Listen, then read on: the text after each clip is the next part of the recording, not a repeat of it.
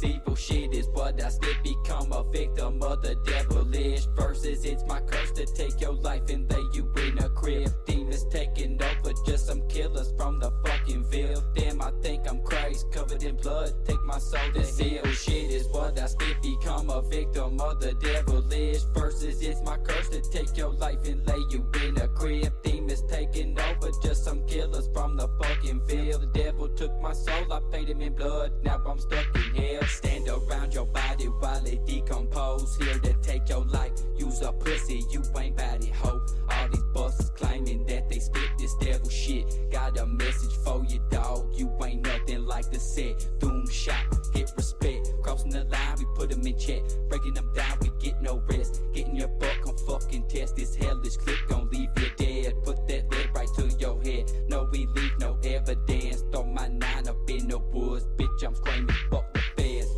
Fucking and swinging these bows, I'm beating these hoes down. It's over, bitch keep slamming on that door, and I'm a motherfucking choke. Yeah, I'm a smoker, hating buster. If he trying to step to me, hit them with that 2-piece and leave them snoozing in the street. Talking up on the set, I'm breaking your neck. Haters be lying, I put them in check. And with the tech, I'll break you down. Get on your knees, time to confess. Killing with these, you feeling the stress. Begging me please, but still I press. Doom set, what I rep, ho. Laying them down and blowing the smoke. Disrespectful motherfucker, living my life in vain. Gripping the knife, I steadily swing. Taking your life, I'm ready to bang. What's good? What's good, everybody? What's good? What's good? How everybody doing? Everybody doing? It's on a little late tonight. It's gonna be a little bit of a short stream. Just having a shitty day. A lot going on today. Yeah, we're gonna just hang out, chill today, watch some videos, and then that's really it.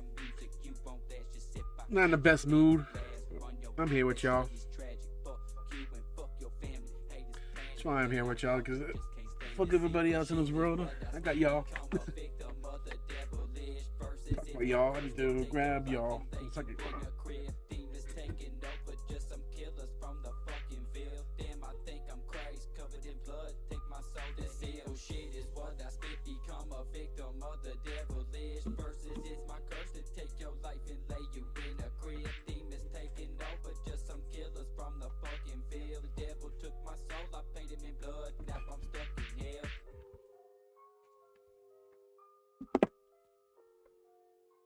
All right.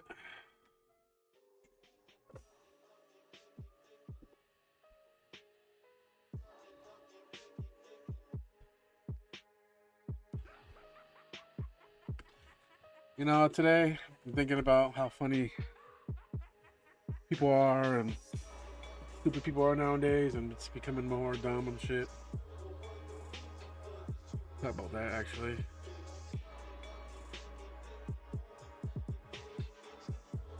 Talk about stupid people. There's a video that came out yesterday or a few days ago that it's very I want y'all to see it.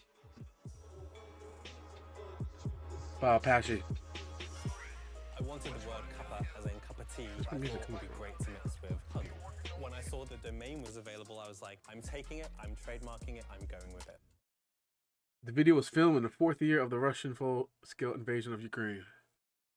I support my Ukrainians. What happened there should not be happening. But it's a good video though. Gives me goosebumps when every time I watch it.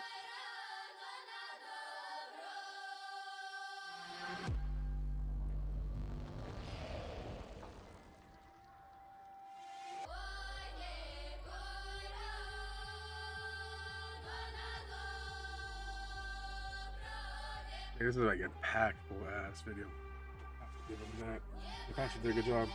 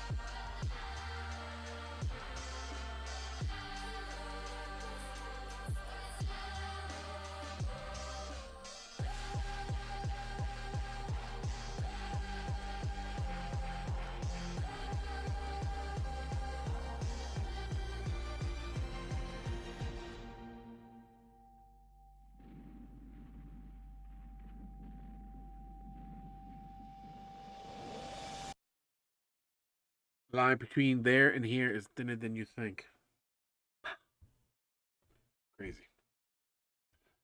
Crazy.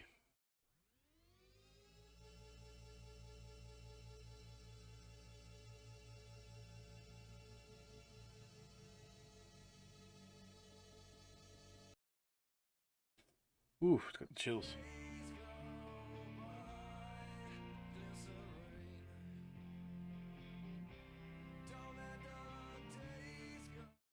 Oop, God, I can't play that.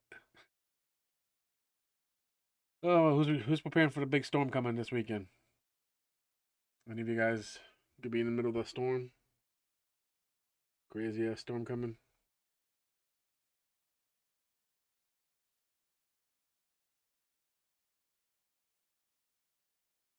I know I'm not ready for it.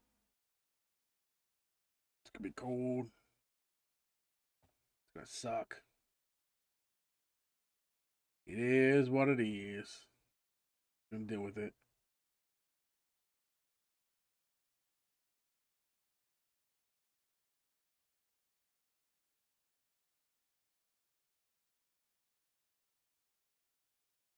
You know, I also gotta say another pet peeve. If it's not yours, don't touch it. Simple as that. And if somebody asks, like, says you can like use it or touch it, don't like mess with it more. Don't take it out of the package if you don't need to. We don't. If you like to look at it, it's like art. If somebody lets you borrow a piece of artwork for a show, you're not gonna stab it, are you? Put holes in it. I don't understand people, man. It's crazy.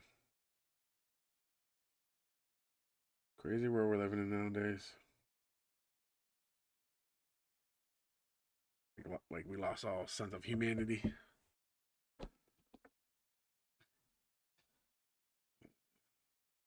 It is what it is, I guess.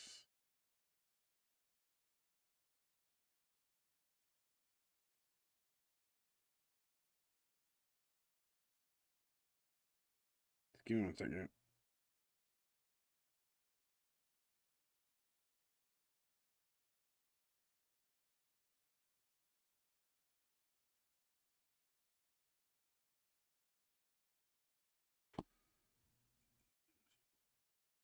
Mm, mm, mm.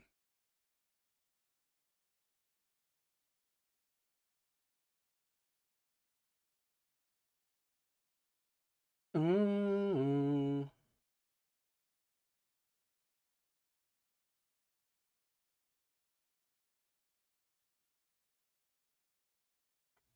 it works. What's going on there? Okay. Whatever. Yeah. See what's going on in the world today besides some bullshit. I wasn't gonna stream, but if I don't stream today, then we're not making our promise of streaming throughout the year. So even the baddest days, you still gotta stream.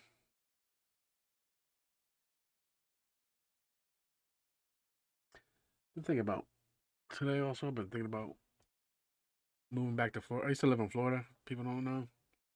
I loved it. I lived in Tampa. Moved out here for like money or jobs. But nowadays, you just get jobs anywhere now. All internet jobs. Let's check out what jobs they got in Florida. You're like $20 an hour. That's how much they pay out here. The rent's half the price. Like, how much is rent? That's what I want to know.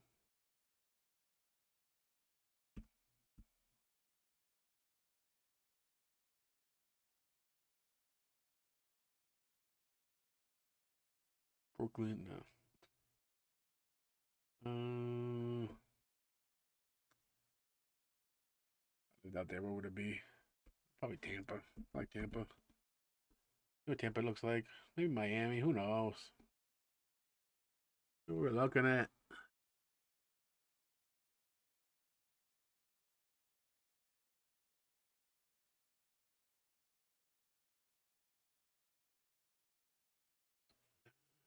Well, just Tampa, all around Tampa too.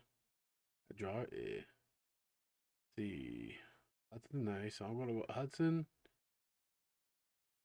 Odessa, nice. Lutz.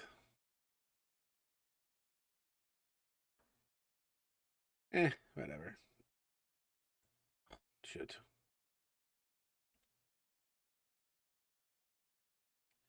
But again.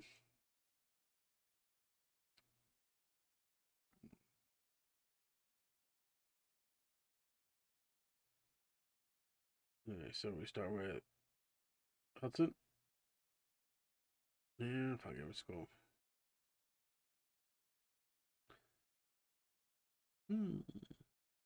Not bad. Not bad.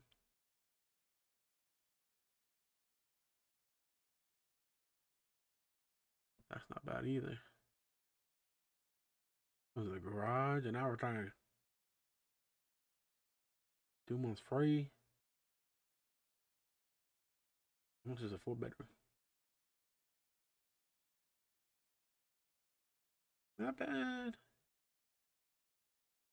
Ugh, damn, I hate when they do like, bro.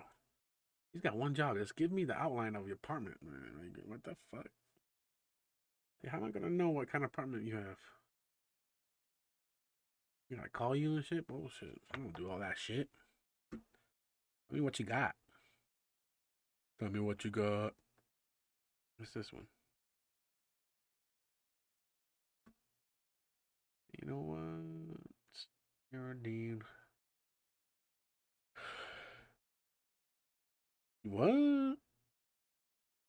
Where's this at? Where's that? Yeah, Newport Richie. I like Newport Richie.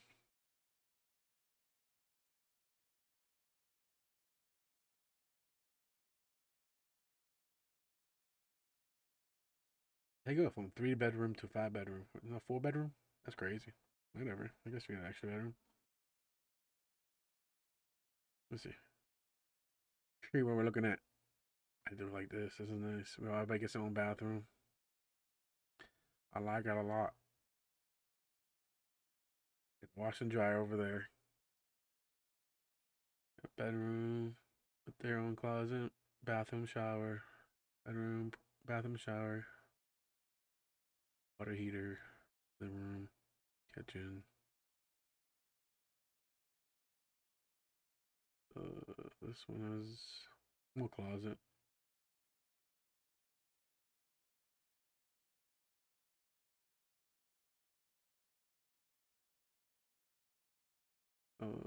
I say, so what room would we not use? It's probably this one in the middle, maybe? Yeah, I'll probably say in the middle. Into the spare.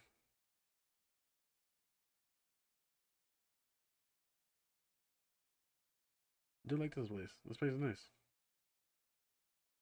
I'm paying for the price.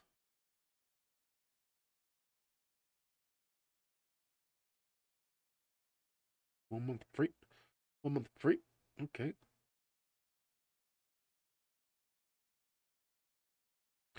Only thing about here about apartments in Florida. Oh, palmetto. I guess they call them palmetto bugs. AKA they're roaches. If the way about it, they're roaches. They're definitely roaches. Sarasota's nice. Bar. Clear water. This is where we want to bait. I love my clear water. Palm Harbor, not bad.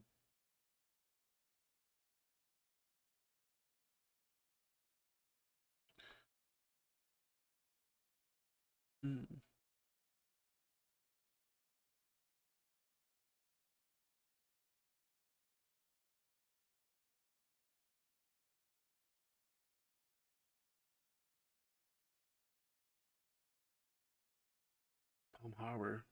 Oh, not bad. All right.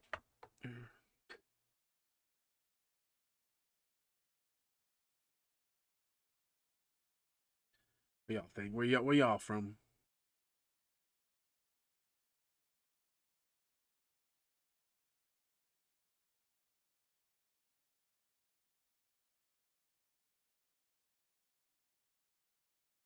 Where the hell? What's up here? Mm, mm, mm, mm.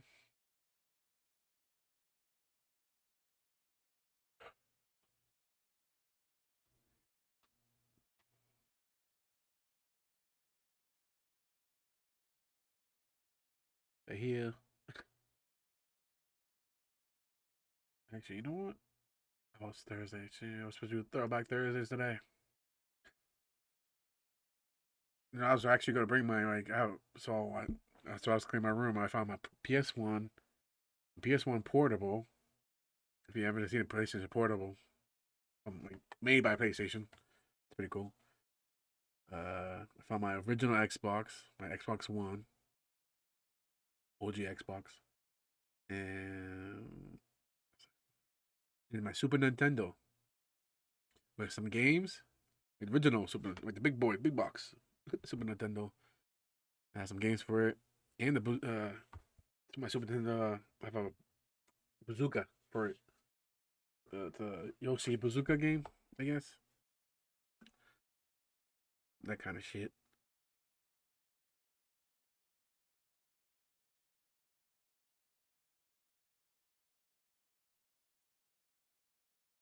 For New Balance, part time, paying 20 to 30 bucks. What? I might have to have a discussion with the group tomorrow.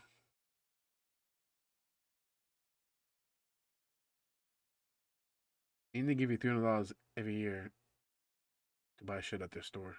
That's pretty cool.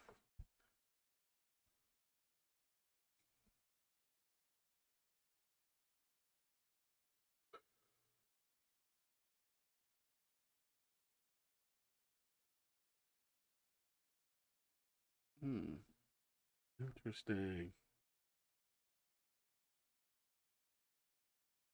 Mm. Hmm. Oh yeah, tomorrow's actually season. The fight this weekend, the boxing match. We're gonna stream it. Probably not stream itself, but maybe we'll be able to. Who knows? If anything, we might be able to stream it on. Oh, Adam 22's fighting Jason Love. What? Oh, this be a good fight. It's tomorrow. Oh shit. Tomorrow at 7.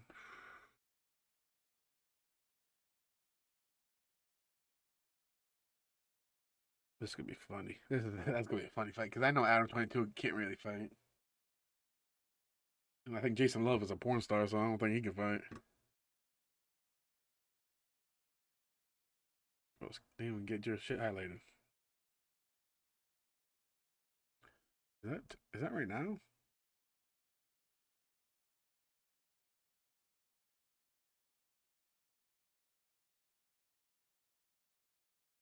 Oh, that's 3 hours ago. Shit.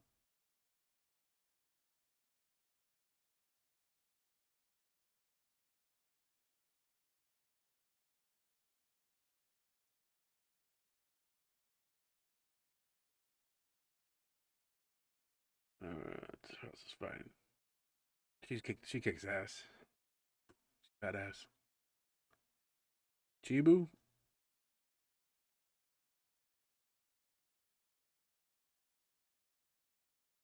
Bro, I should be. I wish there's a spot I could supply because I would fight. Put me in. I had 13 years of martial arts under my belt. Oh, fucking cacao. Kung Fu Panda your ass.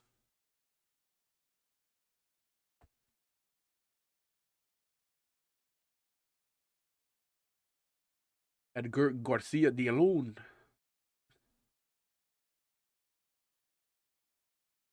Is that it? Not really, but like nothing too special. It's probably the only good fight gonna be is the Adam 22. I know they can't. They're gonna be. It's not gonna be like a good fight, but it's gonna be funny.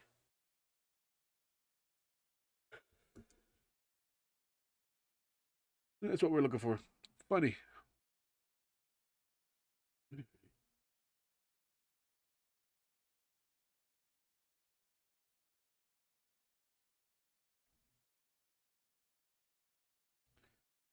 Actually,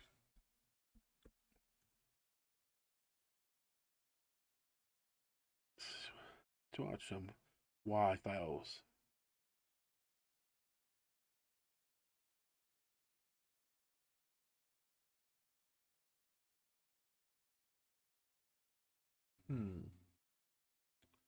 What they got?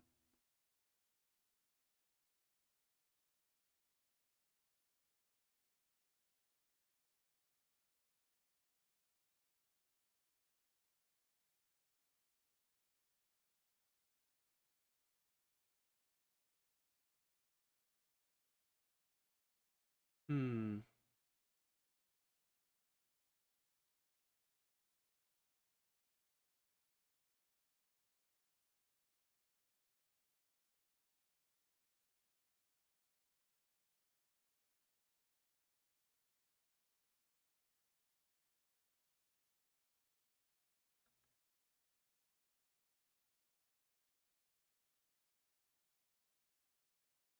Let's see.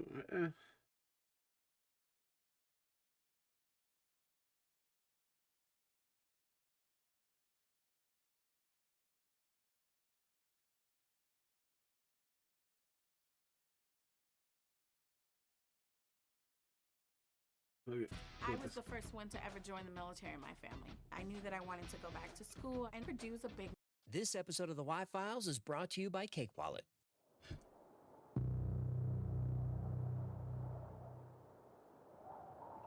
Dun, dun, dun.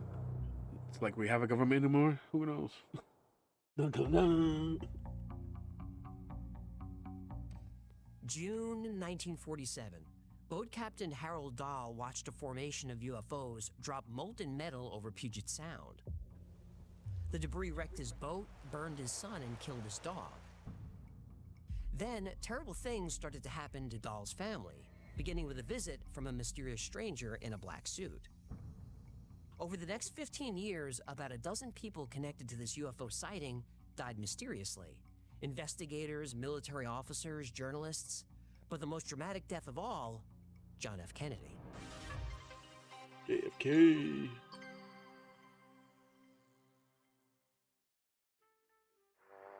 Now I'm really angry. This is fucking...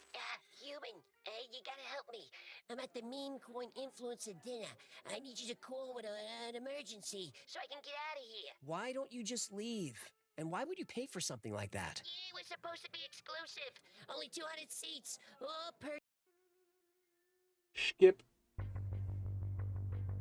On June 21st, 1947, Harold Dahl was patrolling around Maury Island with his 15-year-old son Charles, a crewman, and his dog Sparky. They were looking for stray timber that had fallen off of boats. Timber companies paid for any logs returned Sammy to them. Stone, thank you for the Around follow, 2 in the Sammy. afternoon, Charles pointed Come at on, the come on, sky. come. 6 donut-shaped objects hovered about 2,000 feet above the water. Harold cut the engine. The objects made no sound. Each was about 100 feet wide with a hole in the center. They looked like massive metallic tires with portholes around the outer rim. 5 of the objects floated in a circle around the 6th, which was losing altitude and moving erratically. Yeah, was my ex-wife driving? No. Because swerving out of control, leaking fluids, and ruining vacations, that's her speciality. She wasn't driving. The craft was directly over the boat, maybe 500 feet above them. Harold could see into it through the windows. Yeah, did he see my ex-wife in there? No! Do you want to hear about the UFOs or not? Sorry. I'm still harboring a little resentment. Go ahead. He The misses wobble his last got wife. worse. Then there was a deep but harsh crack. Then the craft started dumping material. Thousands of strips of thin metal Shit. rained down like confetti. Then came the heavy stuff. White hot liquid metal. The hot metal hissed when it hit the water. Then heavy pieces slammed into the boat. Some the size of a baseball, but some as big as tires. Charles screamed when a piece burned through his shirt. Another hit their dog Sparky, killing him instantly. Oh, that's too bad. They should have brought their Banners. cat. Stop it. Harold tried the radio, but the equipment was dead. Harold had seen enough. He fired up the engine and ran the boat onto the beach. They hid in the trees and watched. The damaged craft rose and rejoined the formation. All 6 accelerated toward the open ocean. The encounter lasted about 20 minutes. Harold said maybe 20 tons of material had fallen from the craft. He took photographs, the objects in flight, the debris field, the damaged boat. That night, he met his business partner, Fred Chrisman, who doubted the story. The next morning, Chrisman sailed to Maury Island to see for himself. He found the debris exactly where Harold said it would be, covering the beach for hundreds of yards. Some pieces were still warm. Then he looked up. One of the craft hovered silently for 5 minutes before vanishing. He had the proof, photographs, physical evidence, and now his own sighting.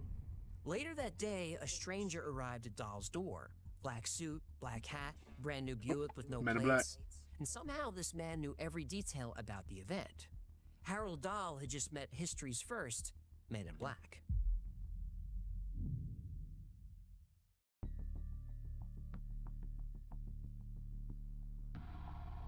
The stranger in black sat across from Harold at a diner in Tacoma. He ordered breakfast, but he never touched it. Yeah, that's a power move. Men in black aren't as intimidating when they're eating waffles. Medium black. He already knew Harold's name, the names of his wife and son. He knew everything about the incident, the craft, the debris, Charles' burned arm. He knew about Sparky. He even knew that Harold was hiding on the island Who's watching the Sparky? craft. The stranger told Harold to keep quiet, or bad things might happen to him and his family. Harold ignored the warning. He talked to family, friends, even told the everybody. press. And the next day, the story hit the papers. Then the tragedy started. Charles vanished. Weeks later, he was found in Montana bussing tables, with no memory of who he was or how he got there. And a few days later, he was hit by a car. Then Harold's wife became suddenly ill. That His look right business there. was vandalized. His family was constantly threatened. Harold got the message. But He Fred did. Chrisman wouldn't stay quiet. He contacted Ray Palmer, editor of Amazing Stories, a magazine that covered the paranormal and UFOs and science fiction. Palmer asked Kenneth Arnold to investigate. Arnold was a pilot and deputy field marshal. He became famous for his own UFO sighting near Mount Rainier just 3 days after the Maury Island incident. Arnold described the objects as moving like saucers skipping across water. Reporters called them flying saucers, and the name stuck. There were so many sightings of UFOs in the area during this time that it was called the Summer of Saucers. And remember, Roswell would Summer happen of just a few Love. weeks later. Arnold flew to Tacoma on July 29th with United Airlines Captain E.J. Smith. Smith had also seen UFOs that summer.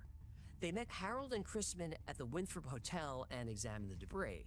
The metal looked ordinary, but Arnold still found the story compelling. Late that night, just as Kenneth Arnold and E.J. Smith were getting ready for bed, the phone rang. It's your lawyer. Pick up the phone. The man on the other end of the call was Ted Morello, a reporter from United Press International. Morello said an anonymous source was feeding him every detail of their private conversations. Names, times, even the UFO description. Morello wanted more information. Look, Arnold, all I'm saying is I'm gonna get the information. I'd rather get it directly from the source. Captain Yeah. Smith grabbed the phone, shouted a few obscenities, and Remember hung them? up. Yeah. At first, they blew it off. But after One way or thinking about it, another. they became concerned that they might be caught up in an espionage plot. They started to panic. They swept the room for bugs, but they didn't find any. But later, it was discovered that the intercom in the room had been converted into a microphone. Someone was listening. How do they know which room to bug? Well, when Arnold got to Tacoma, all the hotels were booked. But for some reason, the Winthrop had a room registered in his name. Arnold assumed Ray Palmer had bought him his room. He didn't. The next morning, he called 2 military intelligence officers he trusted, Captain William Davidson and Lieutenant Frank Brown. They specialized in UFO cases. They arrived 2 days later. When Arnold told them about the room being bugged, they weren't worried about it. This didn't help Kenneth Arnold's growing paranoia. Harold refused to speak with military intelligence, but Chrisman was excited to. He relayed every detail of the story. The meeting Oh, you lasted see for the hours. stars? And before he left, The stars? Chrisman gave the officers 30 pieces of metallic debris in a cornflakes box. Yeah, I hope alien metal doesn't get soggy in milk. The officers left after midnight with the UFO samples. Their B-25 flew out of McCord Air Base at 1:30 a.m. 2 hours later, the plane went down.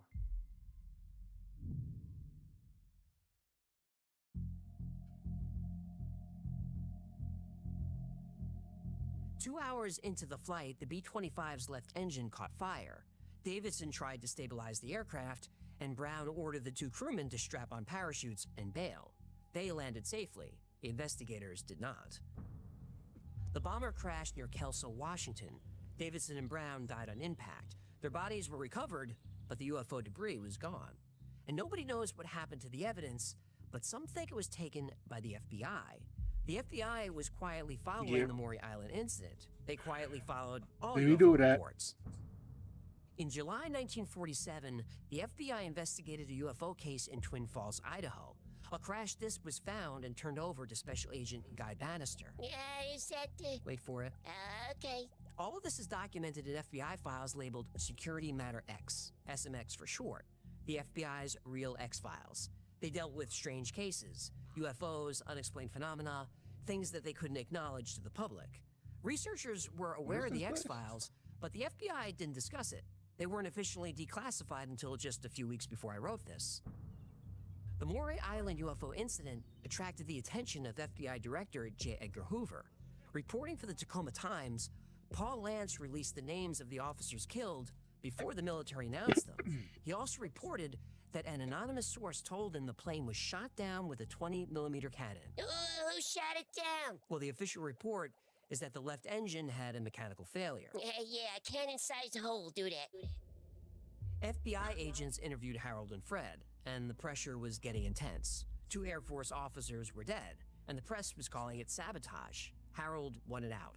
And after retelling his story, he finally admitted there were no UFOs. Fred Chrisman also said it was just a joke.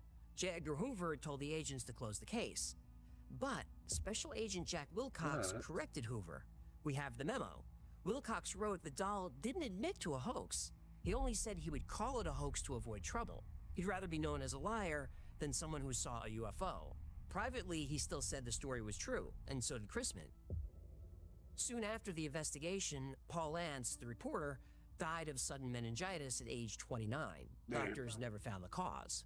The Tacoma Times folded a year later. Fred Chrisman was recalled to military service and sent to Alaska. Harold Dahl disappeared from Tacoma. Someone was tying up loose ends. But Fred Chrisman would resurface in Dallas 16 years later, when he was photographed near the grassy knoll in Dealey Plaza during a presidential motorcade. Holy shit! I don't know. Sounds a little sketchy. A little sketchy. Fred Chrisman wasn't just a harbor patrolman who witnessed something strange over Puget Sound. Years later, classified documents revealed there was much more to his story. Tactical fighter experimental. Nobody knows what those words mean, but that's what they mean. Tactical fighter experimental Will serve the forces of freedom and will be the #1 airplane in the world today. He was ready for battle. He got the knuckles in the gun. There's been a good deal of discussion of the long and hard-fought competition to win the TFX contract, but very little discussion about what this plane will do. Chrisman was a decorated fighter pilot who flew 211 combat missions in World War II. In 1942, he was recruited by the Office of Strategic Services, the OSS. After the war, the OSS became the CIA, and Chrisman went with them. The Easy Papers exposed his real job, career disruption agent. He monitored targets and fed them disinformation. Chrisman has served many years as an active agent for the old OSS and later the CIA. He is rated an extended agent. He is an information specialist and highly trained in internal security. He has worked overseas and has served as a regular United States Air Force officer. But his primary training has always been slanted in the direction of disruption work inside the borders of the United States. Chrisman ran businesses that existed only on paper. No goods, no services, no employees. In 1966, FBI informants tracked him moving $100,000 in cash to California.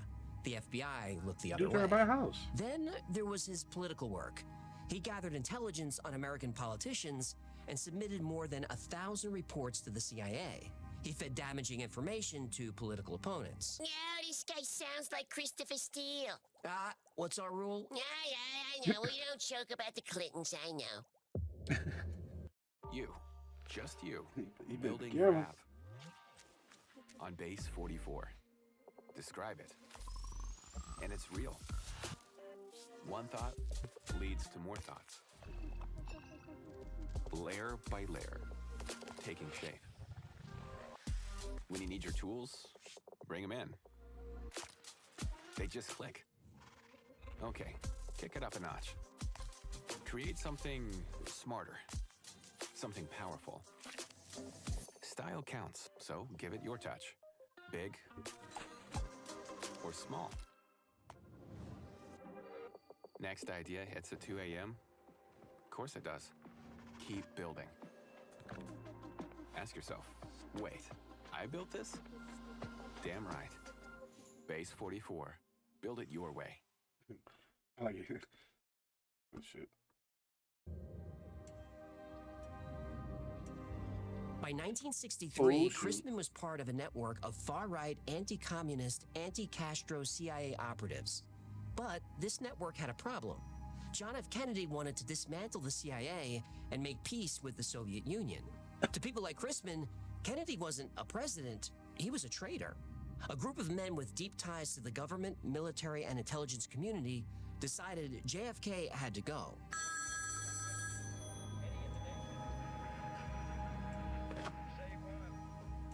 Yeah. Pack your bags. Operation Lancer is a go. Understood. With a combined military-civilian defense payroll of well over $1 billion. I don't recite these for any partisan purpose. They're the result of American determination to be second to none. And as a result of the effort that this country has made in the last 3 years, we are second to none. In the past 3 years, we have increased the defense budget of the United States by over 20%. Increased the program of acquisition for Polaris submarines from 24 to 49. From Dallas, Texas, the flash, apparently official, President Kennedy died at 1 p.m. Central Standard Time, 2 o'clock Eastern Standard Time, some 38 minutes ago.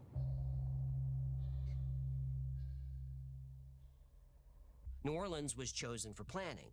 It was close to Latin America and Cuba, and local authorities were infamous for being on the take. And the city was full of anti-communist operatives. Clay Shaw was a New Orleans businessman connected to 2 CIA front companies. He provided cash and intelligence while maintaining his cover as a respected community leader. Shaw denied CIA involvement, but years later, the agency admitted he was a valuable asset. In 1967, New Orleans DA Jim Garrison launched the only criminal investigation into JFK's murder. Shaw was charged and arrested. His first call after arrest? Fred Chrisman. Chrisman made repeated trips to New Orleans and Dallas in 1963. Some suspected he was one of the shooters at Dealey Plaza. Then there was Guy Bannister, the FBI agent who investigated UFO crashes in 1947. Bannister coordinated with military intelligence during the Maury Island investigation. Fred Chrisman is thought to be the anonymous source feeding him information. After leaving the FBI, Bannister became a private investigator in New Orleans, but he wasn't running a typical PI business. Witnesses saw crates of military-grade weapons moving through the building. And Fred Chrisman's trips to New Orleans that year weren't vacations. Witnesses saw him at Bannister's office multiple times, meeting with other conspirators. Some say he delivered cash. Others say he delivered something else. Documents from the Maury Island investigation, reports about a UFO crash, and debris that didn't match any known aircraft. Bannister's office was the primary hub for plotting against Kennedy. Now, this might sound unlikely, but the conspirators overlooked one detail that connected them all. Bannister's detective agency was located at 531 Lafayette Street in New Orleans, but the building sat on a corner. It had another entrance, another address, 544 Camp Street. Now, this address is important because it was the home base of the most famous conspirator of all, Lee Harvey Oswald.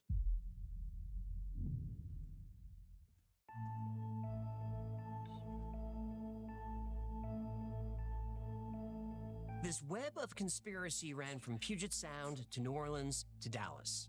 16 years of covert operations spanning UFO cover-ups and political assassinations. And the covert operators had a motive powerful enough to kill a president. Damn. President Kennedy engaged in secret peace talks with Soviet Premier Nikita Khrushchev. They discussed cooperation, not confrontation. They talked about ending the Cold War.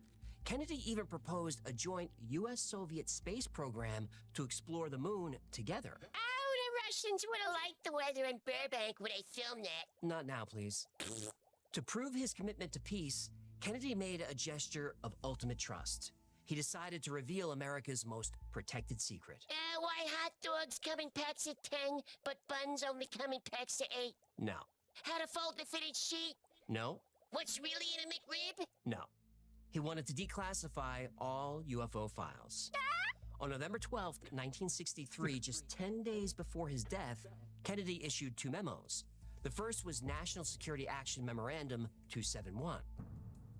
I have initiated a program for the orderly declassification of all UFO intelligence files affecting national security. I have instructed the CIA director to prepare a program for the sharing of this data with NASA, where it can be put to use in the context of the space and lunar exploration program. The second memo was classified top secret. Kennedy sent it directly to the director of the CIA.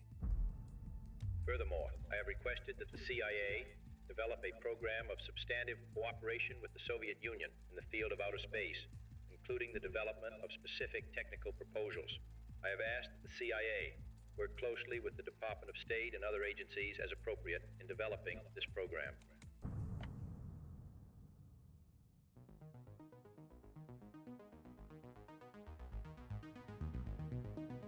To former CIA Director Allen Dulles, who Kennedy had fired after the Bad Pigs disaster, this wasn't diplomacy, it was treason. Dulles had overseen the UFO cover-up since 1947. He'd investigated the Maury Island incident. He knew what technology the government had recovered from alien craft. Kennedy was demanding access to the biggest secret in human history, and he planned to share it with America's enemy. Ending the Cold War might be good for humanity, but it was bad for business. The defense industry was already furious with John F. Kennedy. He awarded the largest defense deal in history to General Dynamics. Everyone expected it to go to Boeing, the cornerstone of the military-industrial complex. But because of JFK, Boeing and its network of powerful allies had just lost a fortune. Especially all the people in Congress who bought Boeing stock ahead of the announcement. No doubt about that. Jim Garrison did some more digging. He found that Boeing used to have an employee they called a chaos agent. The man allegedly committed corporate espionage. He spread disinformation. He even killed people on behalf of the company. And that chaos agent was Fred Chrisman. Chrisman is a former employee of the Boeing company. In intelligence terminology, this ordinarily means that the connection still exists, but that the former employee has moved into an underground operation. Chrisman has been engaged in undercover activity for a part of the industrial warfare complex for years.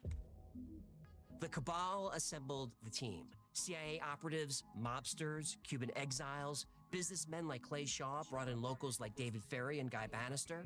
And the man nobody talks about, but who shows up everywhere, is Fred Chrisman. The network that silenced Harold Dahl was activated again. But this time they needed someone to take the fall. Someone with the perfect background to be blamed. And that man was Lee Harvey Oswald. Oswald had served as an aviation electronics operator in the Marines. In 1957, he was stationed at Naval Air Facility Atsugi in Japan, one of the most secret bases in the world, home of the U-2 spy plane program developed at Area 51. Oswald worked on the radar systems with crypto clearance. He tracked U-2 flights. He knew their flight patterns, altitudes, and capabilities. And 2 years after Oswald left Atsugi, the Soviets shot down a U-2 over Russia. The man accused of killing the president had direct access to America's most sensitive technology, and somehow the Soviets got that same information. The assassination of John F. Kennedy was a coup, designed to protect the biggest secret in human history. We were just weeks away from ending the Cold War and full UFO disclosure. But all of that ended on the 22nd of November, 1963. Damn. In 1969, a photograph surfaced. 3 men being arrested behind the grassy knoll at Dealey Plaza, minutes after Kennedy's assassination. They're known as the 3 hobos or the 3 tramps. But these men don't look like hobos. Clean clothes, well-fed, fresh shaves. Jim Garrison believed they were intelligence operatives, part of the plot to kill JFK, possibly even the shooters. Researchers spent decades trying to identify them. Some say E. Howard Hunt and Frank Sturgis, both intelligence operatives, both part of the Watergate break-in team, the White House plumbers. Woody Harrelson's father, Charles Harrelson, was a contract killer. Forensic analysis matched him to the youngest tramp. Career criminal Chauncey Marvin Holt claimed he worked for the CIA on multiple operations, the Bay of Pigs invasion, targeting communist leaders. He said the CIA sent him to Dallas. And look at tramp number 3, the older man with the hat. That looks like Fred Chrisman. But nobody knows for sure. Dallas police didn't cooperate with early investigations. They finally released their records in 1989. They identified the tramps as John Gedney, Gus Abrams, and Harold Doyle. When spoken with a Texas accent, Harold Doyle sounds like Harold Dahl. These photographs weren't discovered for 4 years. Private researcher Richard Sprague found them buried in newspaper archives. By then, the men had vanished. Garrison subpoenaed Fred Chrisman on October 31st, 1968. Remember, when Clay Shaw was arrested, he made one phone call. Not to his lawyer, not to family, to Fred Chrisman. Chrisman testified for about an hour before the grand jury. His testimony doesn't match reality. He said he'd never been to New Orleans before 1966, but records show multiple trips in the early 1960s. Don't want to tell nobody what he did He there. said he didn't know Clay Shaw or Guy Bannister. You know how New Multiple Orleans be. witnesses placed him Was in down there. Bannister's Hush, hush. office. Chrisman did admit to knowing Thomas Beckham, a local entertainer and anti-Castro activist. When pressed about their relationship, Chrisman said he was helping Beckham get into the record business. Yeah, he was gonna help him make a few hits. See what I did there? Very clever. But Beckham was also filing documents for anti-Castro operations and handling money for Guy Bannister's network. In 1966, Chrisman and Beckham incorporated 7 businesses in Olympia, Washington, most of them shell companies. Beckham testified that he visited Bannister's office all the time. Fred Chrisman said he knew nothing about that. Garrison believed one of the bullets that hit Kennedy came from the fence behind the grassy knoll, and he believed Fred Chrisman pulled the trigger, but he couldn't prove it. Couldn't prove it. The guy's connected to CIA, UFOs, and a guy who got the first phone call. What do you need, a signed confession notarized by a lizard people? That's not how the legal system works. The legal system. That's what they want you to believe. The real system involves secret handshakes, LSD, and making sure your star witness doesn't accidentally fall out a window. Chrisman was dismissed and never charged. Clay Shaw was found not guilty. But Garrison never stopped believing that, for some reason, a man who witnessed the UFO crash in 1947, a man with deep ties to the intelligence community, and a man who was openly and loudly extremely far-right and anti-communist, was on the grassy knoll at Dealey Plaza on November 22nd, 1963.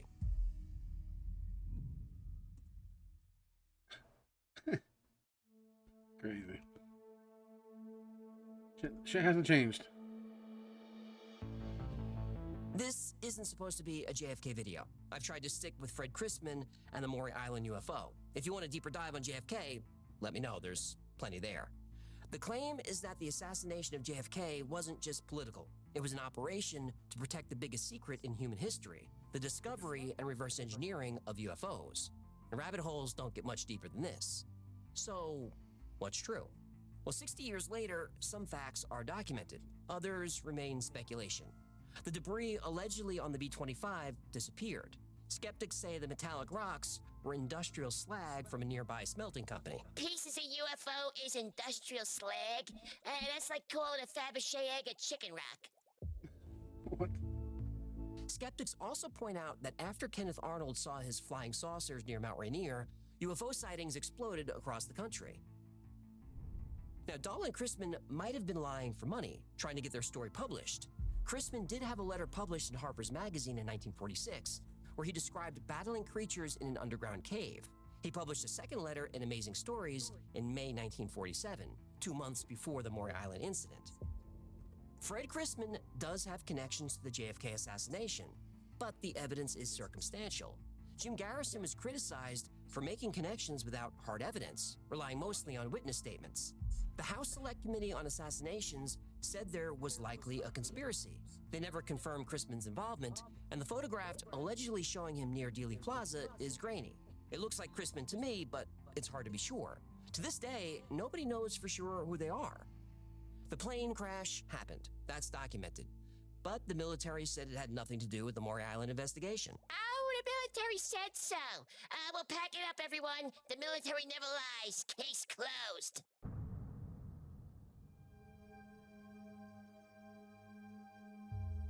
Lee Harvey Oswald did work on the U-2 program at Atsugi Base in Japan, but thousands of people did. Thousands of people had clearance for classified programs. It doesn't prove that he was part of a UFO cover-up. But some facts won't go away. In 1959, Lee Harvey Oswald defected to the Soviet Union. He renounced his citizenship and said he'd provide military secrets, which we know he had. He found a job, he met his future wife Marina. Then in 1961, he came back. And typically when a defector wants to return from the Soviet Union, they face intense scrutiny. They have to negotiate with both governments. It's a long, difficult process. Permission isn't always granted. But Lee Harvey Oswald came back with no problem. The U.S. State Department even loaned him the money. They provided his wife with a visa. The old secret agent welcome home package. Comes with a loan, a wife, and an alibi. Nice work if you can get it. Oh, there's more. There always is. Special Agent Jack Wilcox's memo to J. Edgar Hoover directly contradicts the official narrative. Remember, Wilcox reported that Dahl didn't actually admit to a hoax. He said Dahl would call it a hoax to avoid trouble, but privately insisted the story was true. And this is in declassified FBI files. Christman also said the UFO sighting was real. He said so in 1967 to UFO researcher Gary Leslie.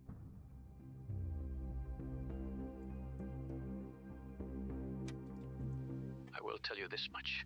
The Maury Island incident was no hoax. The FBI and the Air Force know it was no hoax. The pieces of the UFO that are still in our possession have proven that it was no hoax. Most of you play games, make a silly hobby out of a matter that should scare you to death. I have little patience with most of your organizations.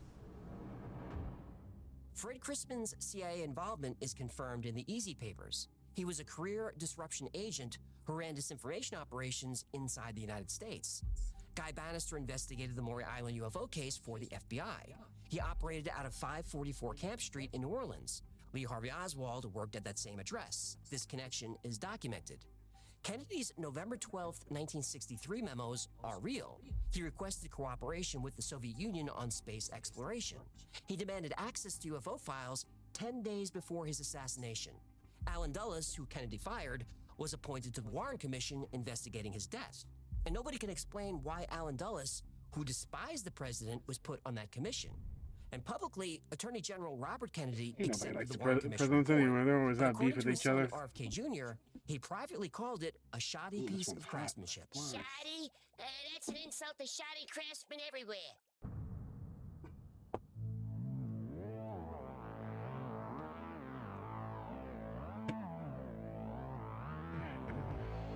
There's a 60-year cover-up.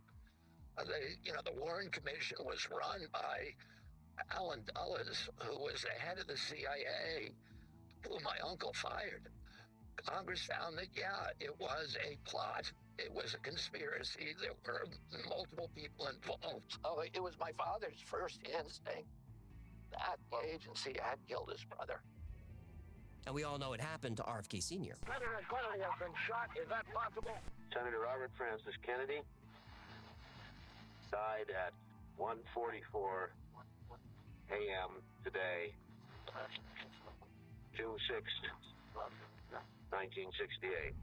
The Warren Commission's investigation was deliberately incomplete. The CIA withheld thousands of documents. They're holding them still. Witnesses were ignored. Evidence was suppressed. Declassified files now reveal the CIA actively obstructed the investigation. The cover-up is no longer theory, it's documented fact. Kennedy awarded a major defense contract to General Dynamics instead of Boeing. This cost the military-industrial complex billions. Fred Christman worked for Boeing. The biggest mystery isn't whether UFOs dropped debris over Puget Sound. It's the connections that followed. The same people who investigated UFO cases in 1947 show up in the JFK assassination 16 years later. Guy Bannister, Fred Chrisman, Alan Dulles. Same addresses, same witness intimidation, same classified operations. Now, maybe Harold Dahl made up the UFO story. Maybe the plane crash was mechanical failure. And maybe every connection is a coincidence. No such thing as a coincidence. That's like finding out your proctologist and your dentist share an office. Something stinks, and it tain't the fluoride. Kennedy did demand UFO disclosure. He planned to share classified information with the Soviet Union. 2 years earlier, Kennedy laid out his vision for space. Now it is time to take longer strides. Time for a great new American enterprise. Time for this nation to take a clearly leading role in space achievement, which in many ways may hold the key to our future on Earth. Kennedy threatened the military-industrial complex. He sees what the world is today. He was I will like, splinter you know the what? CIA into 1,000 pieces and Maybe. scatter it to the winds. 10 days Maybe after with him. demanding access to the UFO files, he was dead. Maybe, The maybe UFO not. might have been a hoax, but the conspiracy it exposed is real. The cover-up didn't end in 1963. The same agencies that probably killed Kennedy still operate with the same secrecy. The same classification systems still hide the truth. The CIA says they're protecting America from its enemies. But the more you look, the more you realize they're protecting themselves. America's most dangerous enemy isn't Russia or China or Iran, it's the CIA.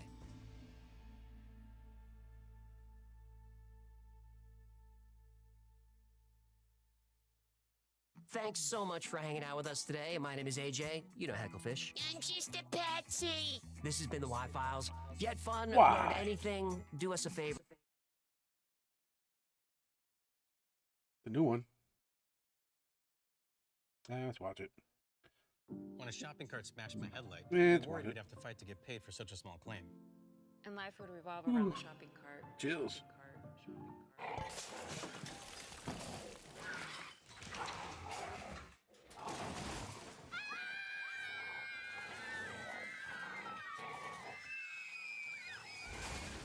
But that never happened. Geico got it fixed fast.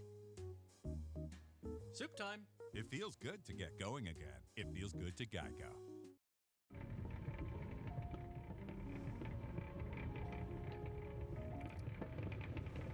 What are you trying to say? It's saying I need some new tires. Also wants an oil change. Not everyone speaks car, but the trusted techs at Mopar are trained to translate every buzz, rattle, and squeak. What's that? You want all-weather floor mats? Mopar. We speak car, so you don't have to.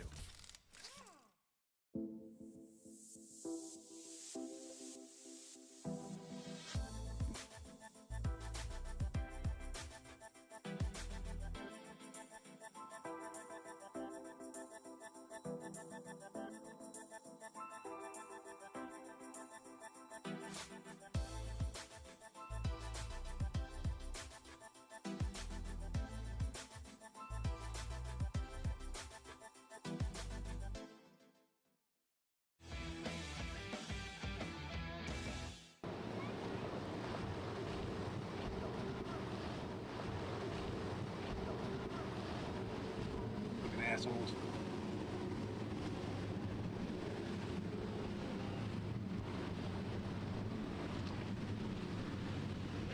See, if I lived in Miami, that's probably the boat I would have done. Fry Hall. Fry Halls are the best. This thing's rocking. I feel like I'm on the boat.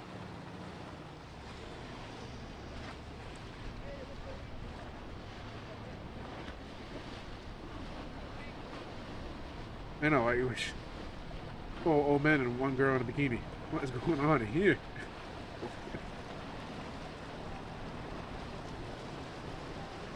I think it's a fishing trip, that's what it is. Fishing excursion. Yo, she's about to get hooked. Yeah, go ahead, get closer to the hook. Hook yourself. Yo, she's a dummy. Yo, the hook is right behind her back. Yeah. Beautiful paint job. I like that paint job on that. Oh shit.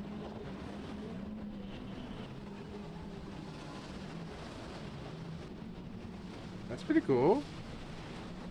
Got a little boat crew. They got their cool little colorful boats. One, two, three, 5 engines on that. 450 horsepower each. That's almost 2,500 horsepower on that boat. Damn! Damn! Good deal!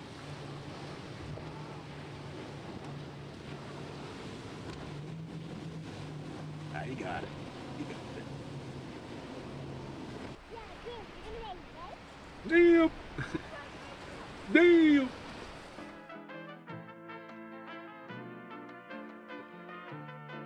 Every time I see this video, it makes me want to move to Miami sooner. Borders is awesome. I don't care. Got free. Freaking. What do you think about Florida? My coolest is they don't got weed like that. It's not legal over there.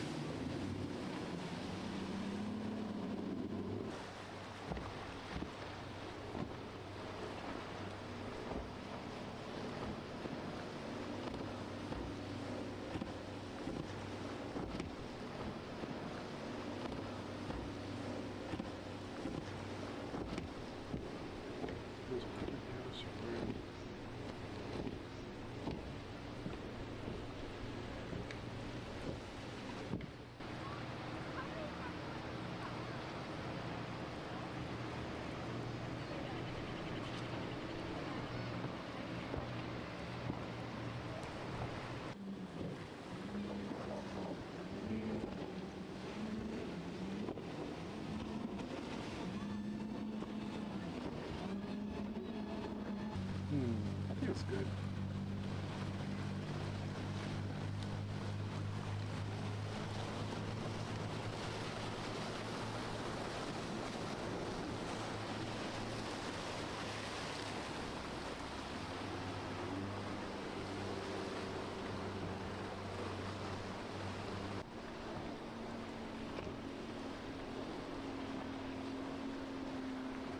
Where's your recommended television?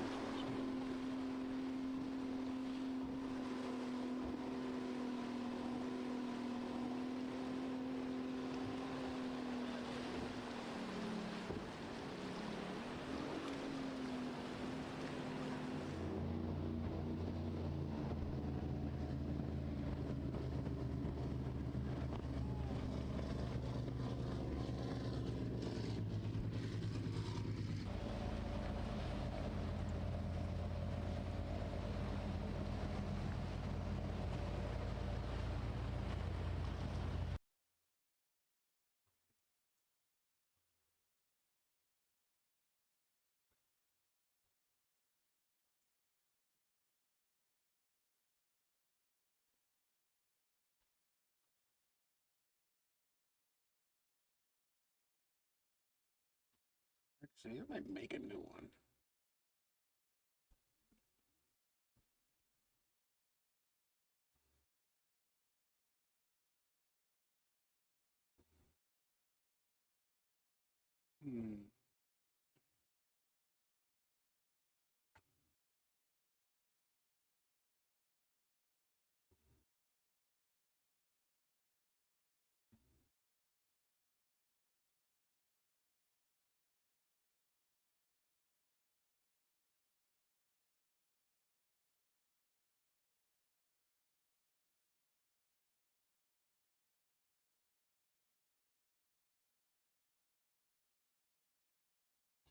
Fuck it, actually. Let's keep it what I have.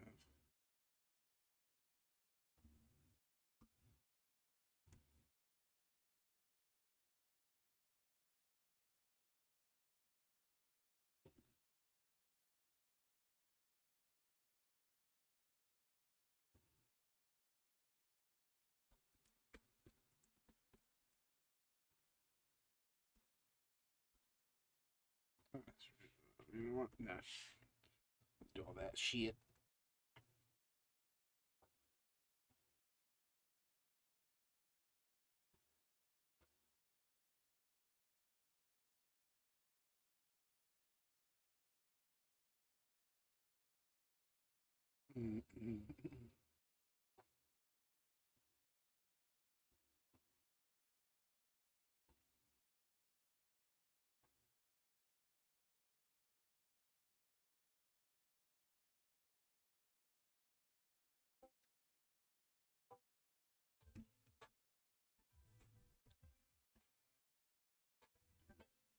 Just making money. Smart guy. Gotta give him that. Smart guy.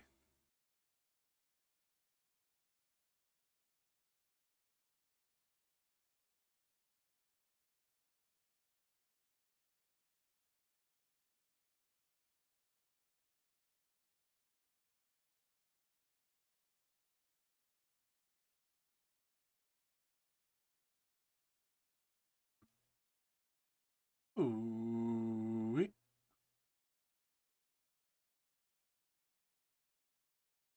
In the water? Nah. Nah. This guy ain't wild. Nah. That's even like clean. That's. Oh. That water has not moved in years. I'm just a chill guy. Just a chill guy. Oh. Almost hit him right in the face. Oh. Blew up in his hand. That sucks.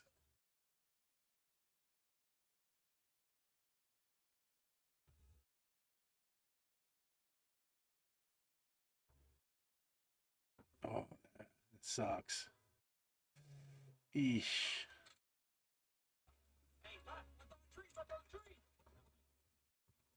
Man, you can shoot that far with that?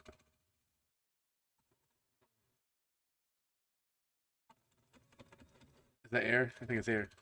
Yeah, it sounds like air. I built one of those. Damn, he's laying it down.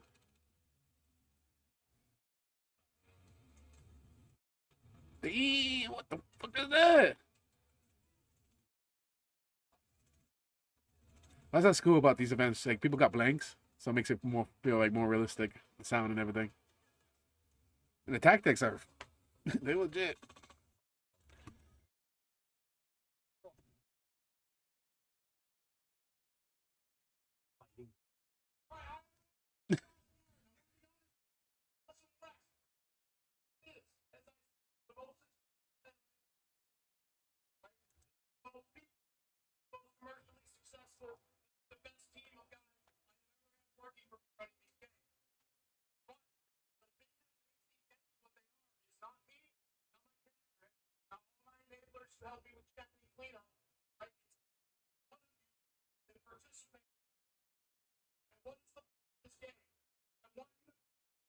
Damn, they got rucksacks and everything.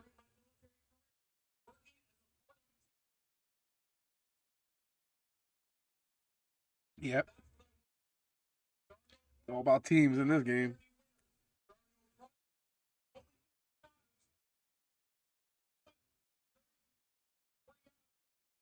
Oh, yeah.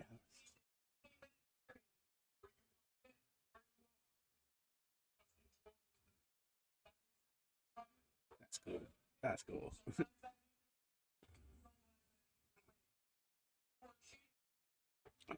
What organization is this? MUTC? What's the Wilson West?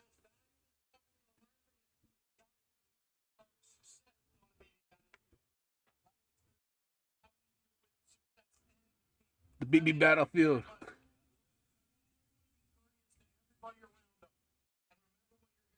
That's what I'm telling you. Like, if the future ever comes, these guys, most of them are ex-military, and whoever's not military still will pick up rogue.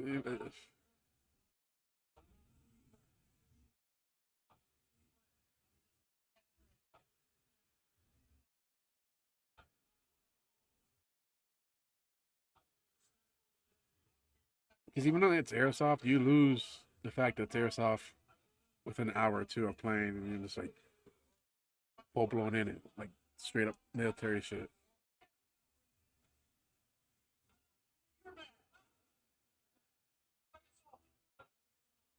Damn, It's a lot of people. It's a lot of people. Shit.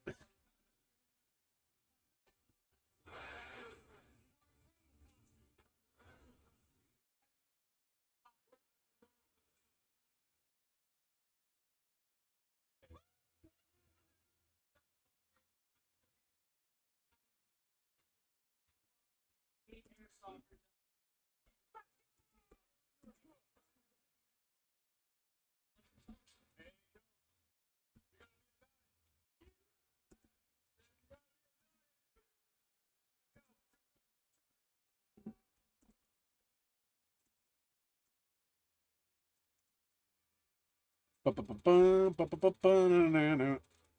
my shit right there. Who knows my game? Who knows the game? Halo. Halo. The Halo.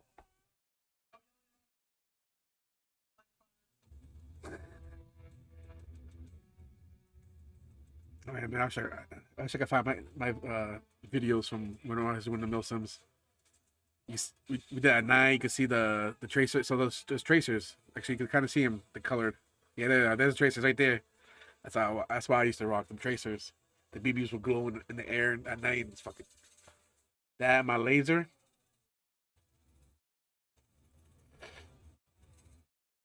It's crazy. People had like heat vision and night vision and like real legit like thousands of dollars of night vision. Oh my god. Bro, you can't all be run up in a group. This is not tactic, bro.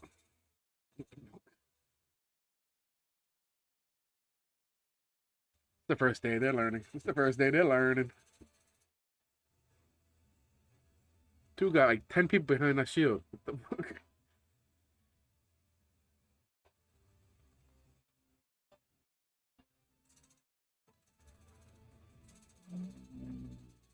Boy, they just laying down on everyone right now. That's crazy.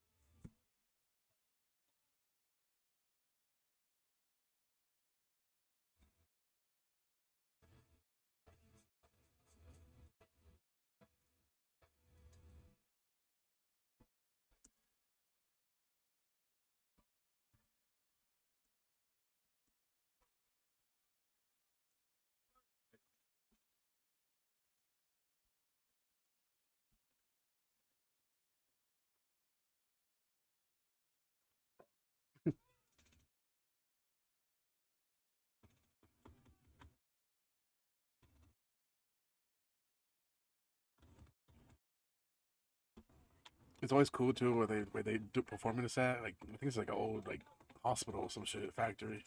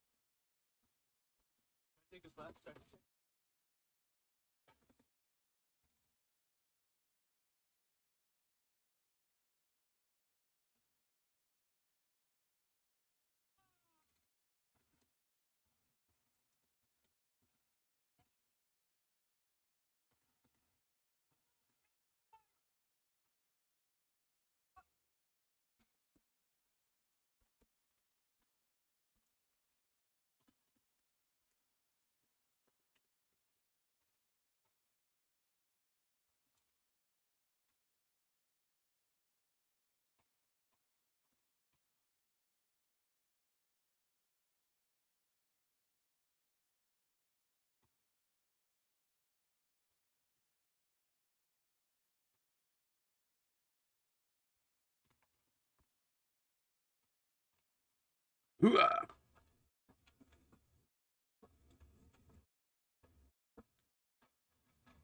How big is the map? We're trying to hit a sand and get it.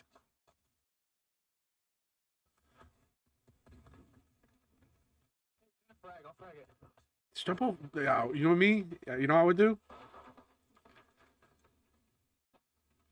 I'll bounce out. There's a fucking chair right there. What do you mean? Climb over that.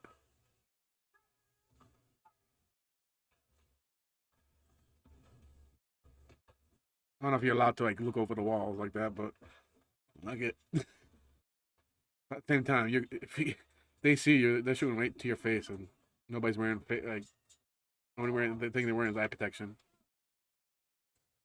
Ooh. Get low, bro. Hey, bro. Another thing I used to tell people: when you go around corners, don't always go at the same heights. Like, say you go around the corner high, next time you go around the corner, go lower, because now they're aiming for that height. Yes, they'll go aim down, but you got a couple seconds to react before they start shooting versus them pre-aiming already and you go in the exact same spot you were before. That video game shit. It ain't rocket science.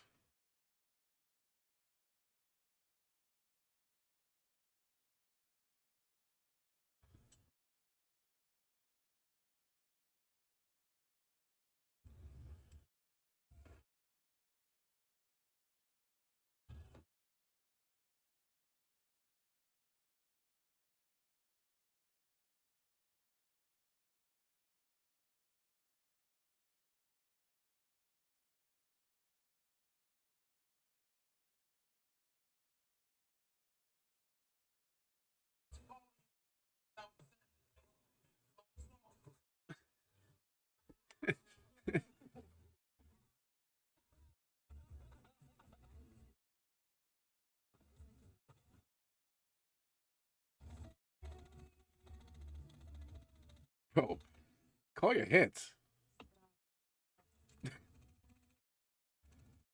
I gotta give this guy credit. His editing is pretty good.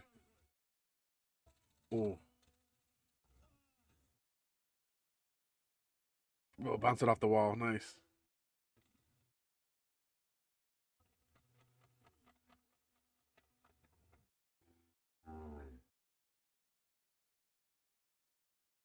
He bounces off the wall. Oh no, I thought he bounces off the wall. Still.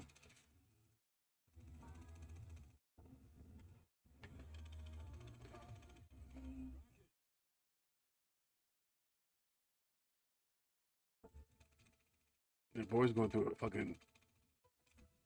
Ooh.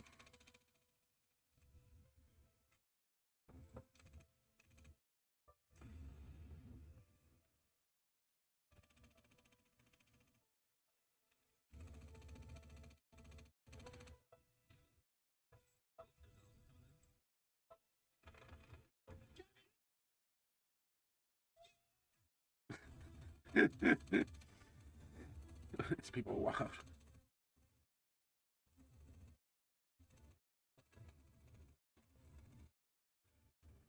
Hmm.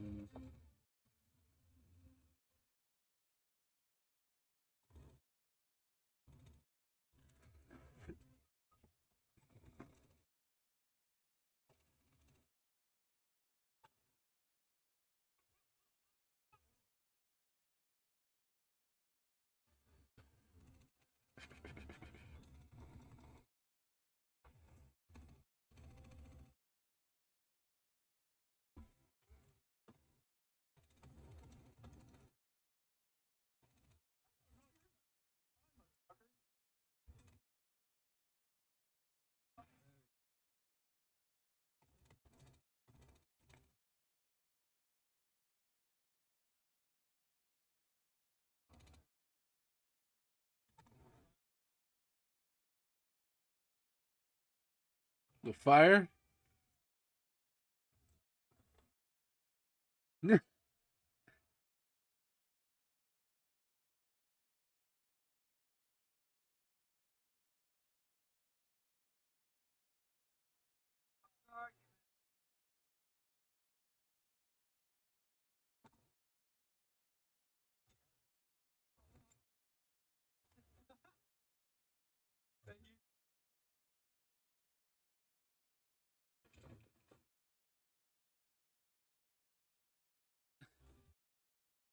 Oh, wow.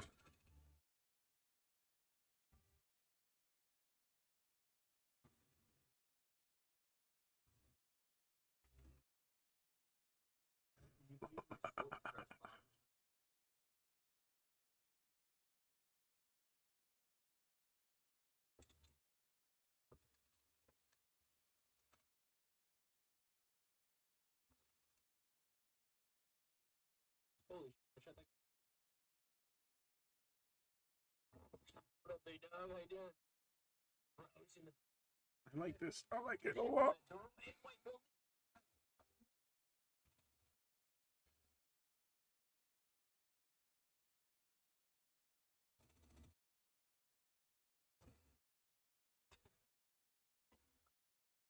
Be right back for a second.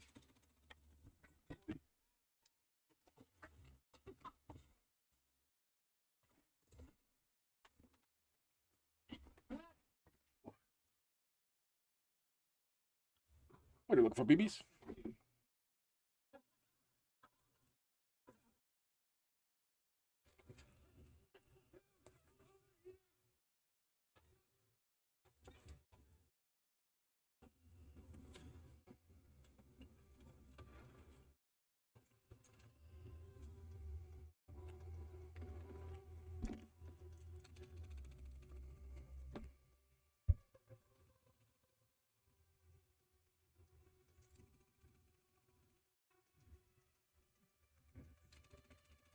Oh, shit.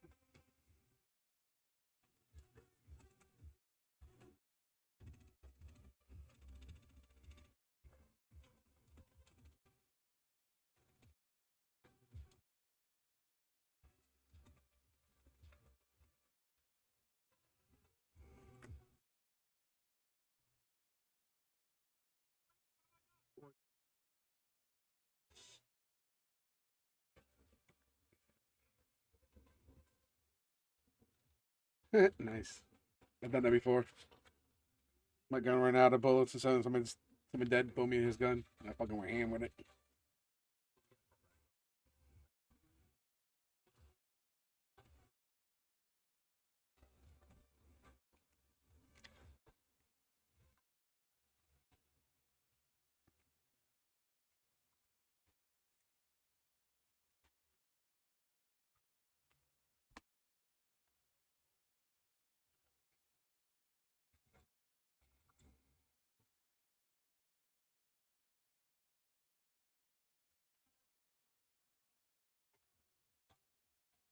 Get him! Run!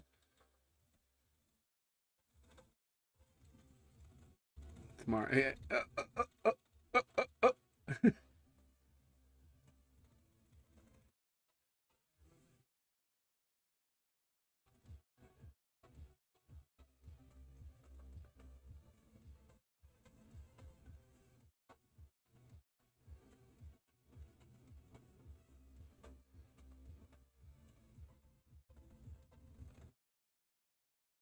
Ooh. Behind the truck. Get behind the truck. There you go.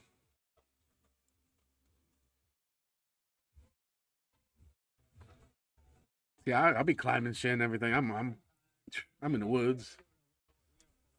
Like when we played, we were on the track. I was like, where the hell's coming from? Because we were deep in the woods, tick territory, eaten by ticks and stuff.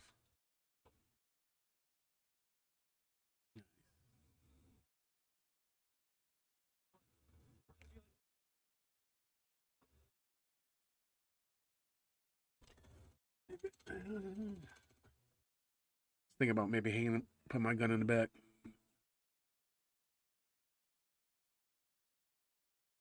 I got the same gun he has. He's shooting with the LMG.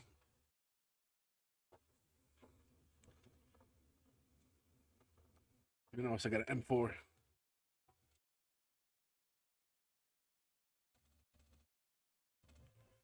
It's a good spot. That's a good spot. Oof.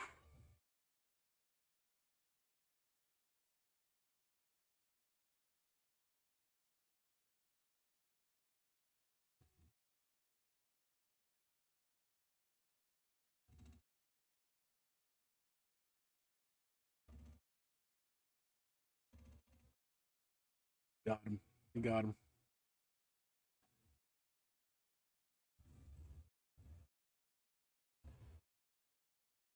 It seems like a nice truck. You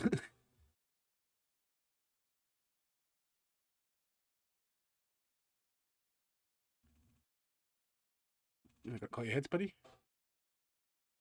Well, you're definitely hitting him in the feet.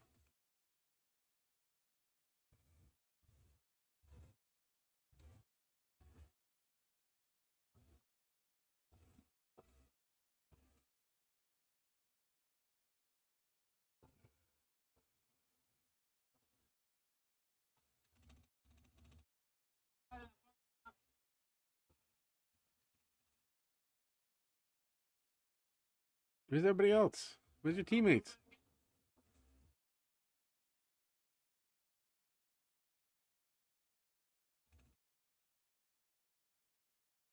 Teammates are missing.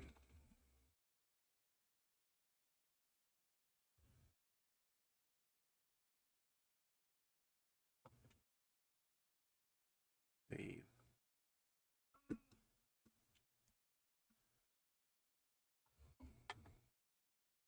Damn. Bad hit, buddy.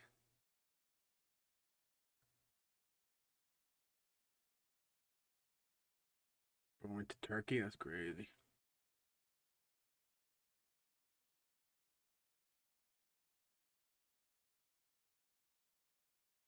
Hmm.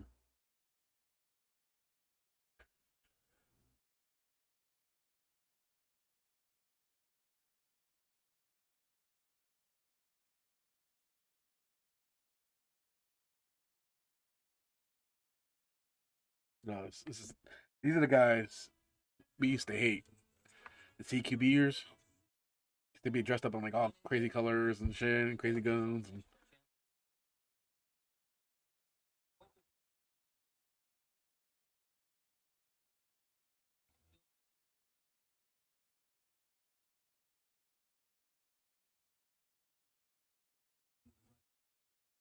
Yeah, it's an AG too. Come on. Anti-Milsim Club. Yeah, because I can't handle the Milsims. They don't like to get dirty.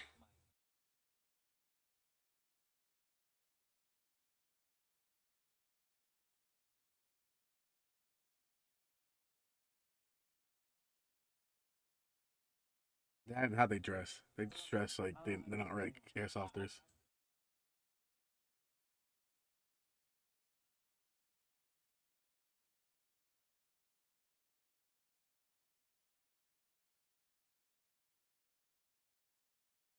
Like Tracer is nice.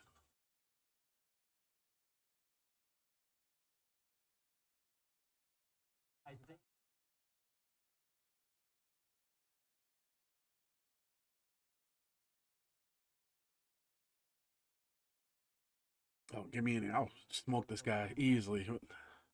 How fast I can pull that trigger? Ooh. Ooh. And I got short pull on my trigger. That it's HBA. It can't be air. These damn batteries. Fuck it. Pointless. Like the motor dies. You can hear the motor after a couple shots on like full power.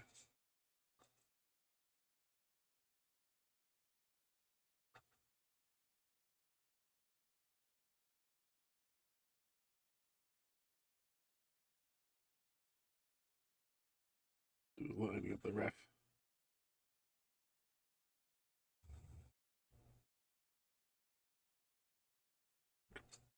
Oh, so slow.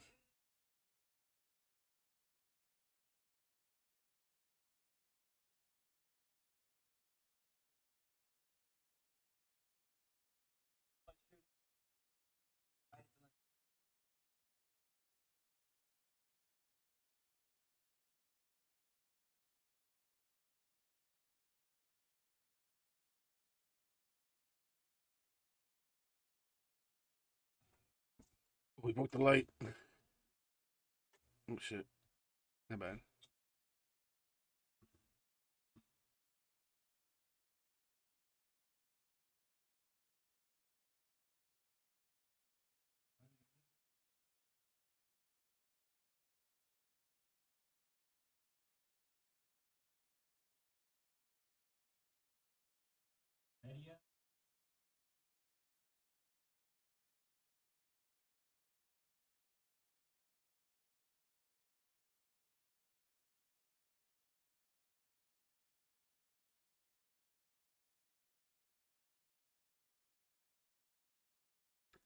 unique arena.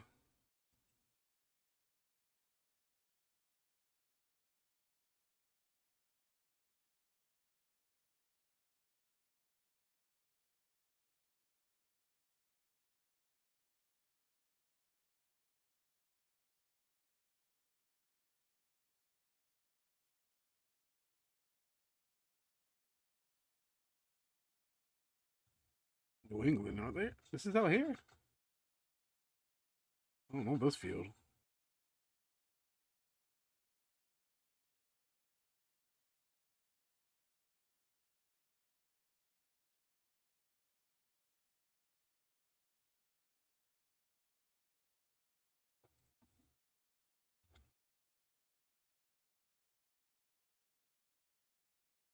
Nice.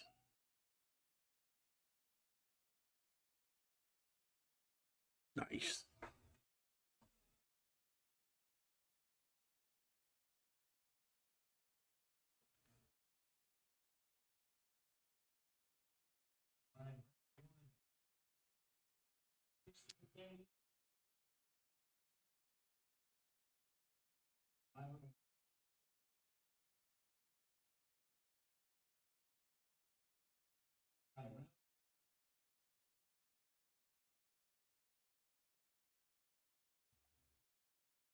Ship a carpet.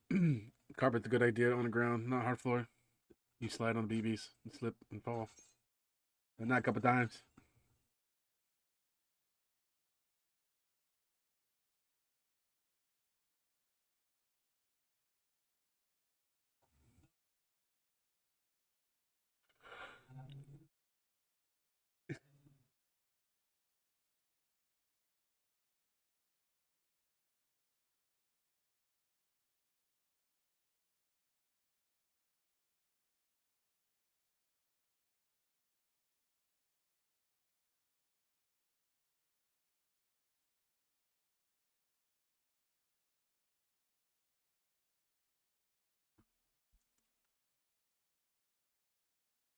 Buddy.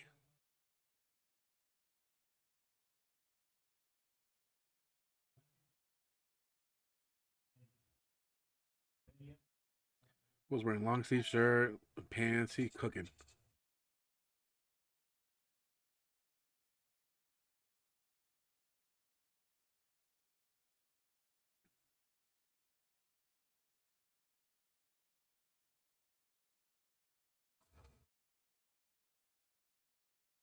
Damn.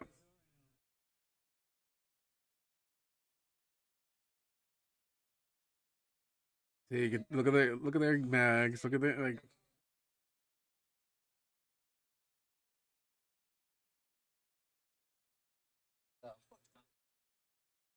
These speed QBs used to hate us because that we're not speed QBers, but we can knock them out. Halo song. Ugh.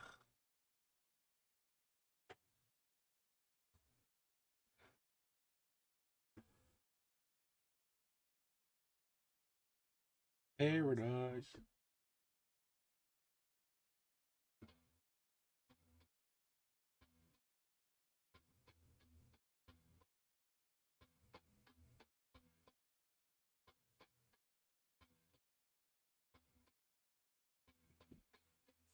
Bro got hit in the neck, buddy.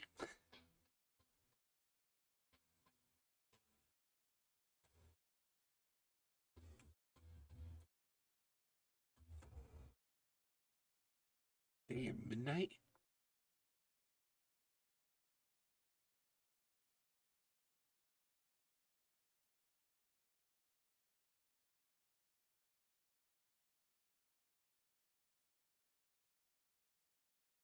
Like sponsored by Evite? Okay. Okay.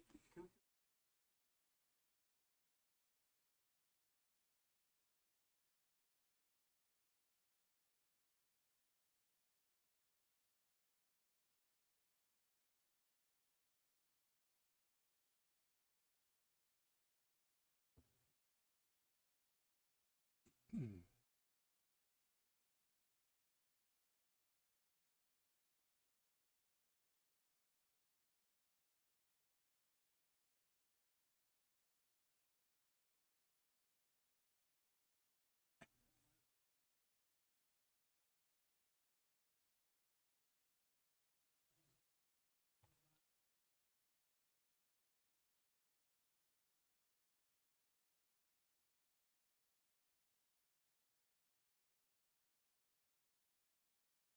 That's another thing. The sling. You don't need a sling, bro. It ain't that heavy of a gun.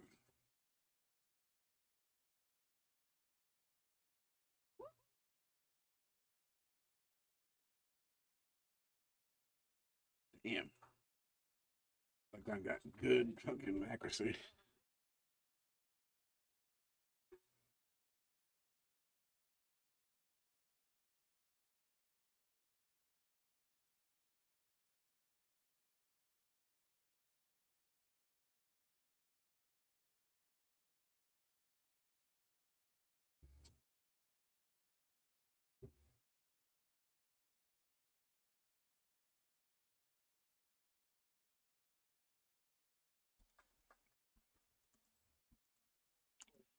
Blinking?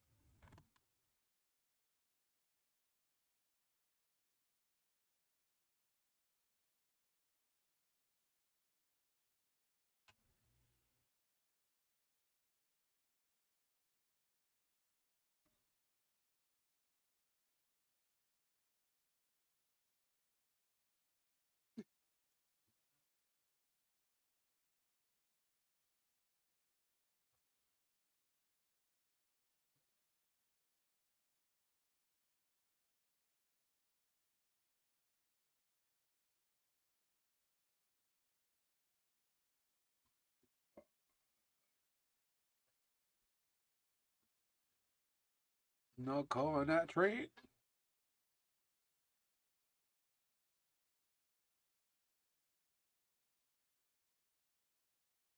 What's this guy doing now?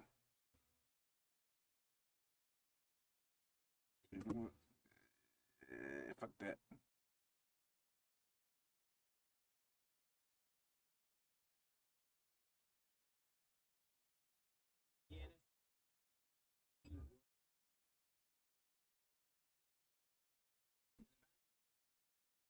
Oh, I'm gonna have to get the crew back together. Get the crew back together. I'll be a champion.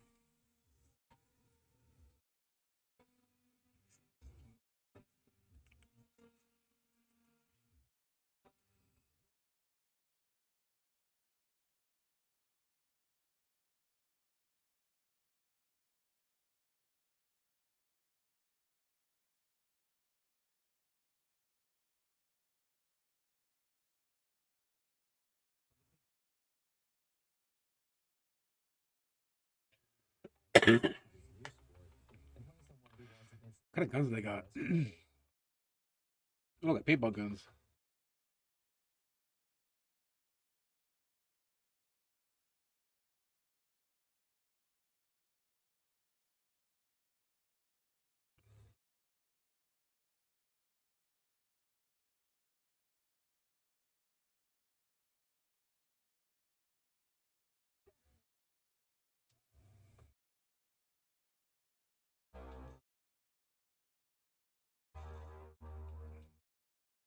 I guess if you don't carry a backpack, that's you can do that kind of airsoft. I guess the air.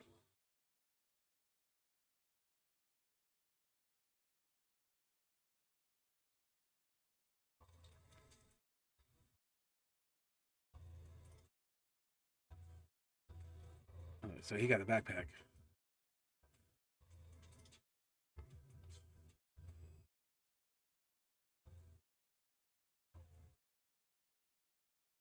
Damn, crawling.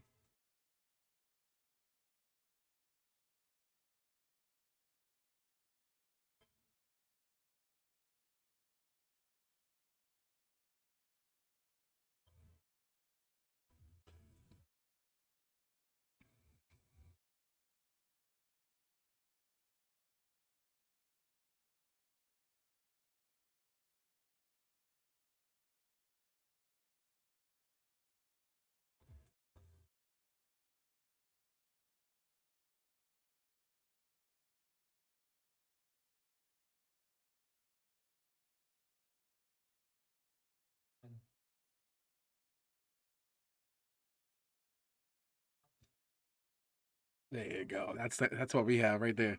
Exactly what we have. Mags.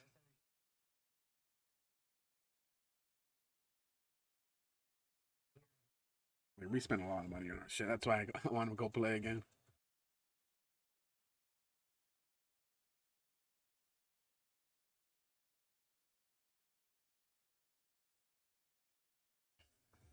Anyway,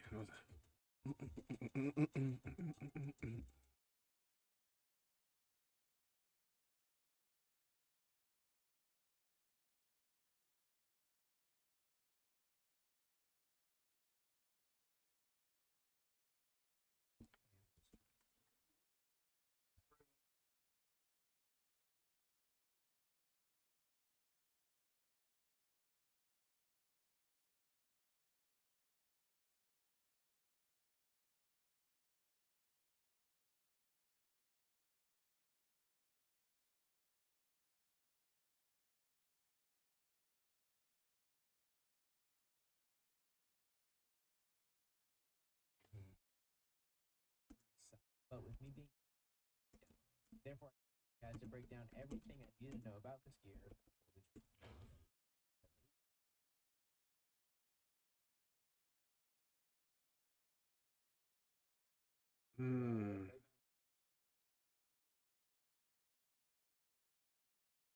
Trace unit.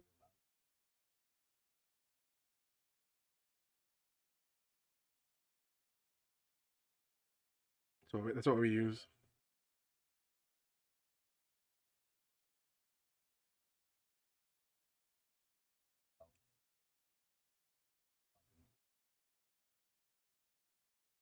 But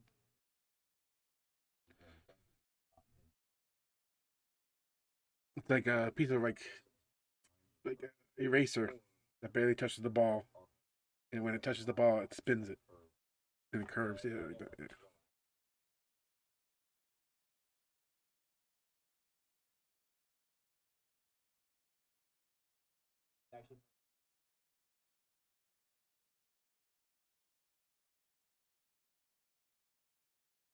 Carbon fiber.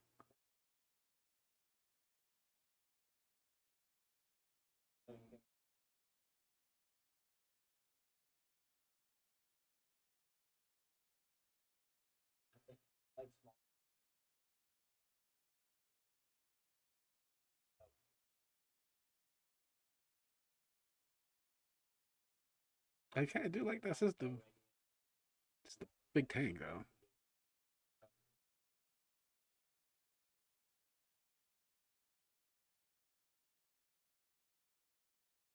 Tokyo Marie. This is Kodak. He's gonna break down the pistol because he is the main pistol player on. Yeah, so the pistol is going to be a bit different from the rifle. You can see here we have this little line.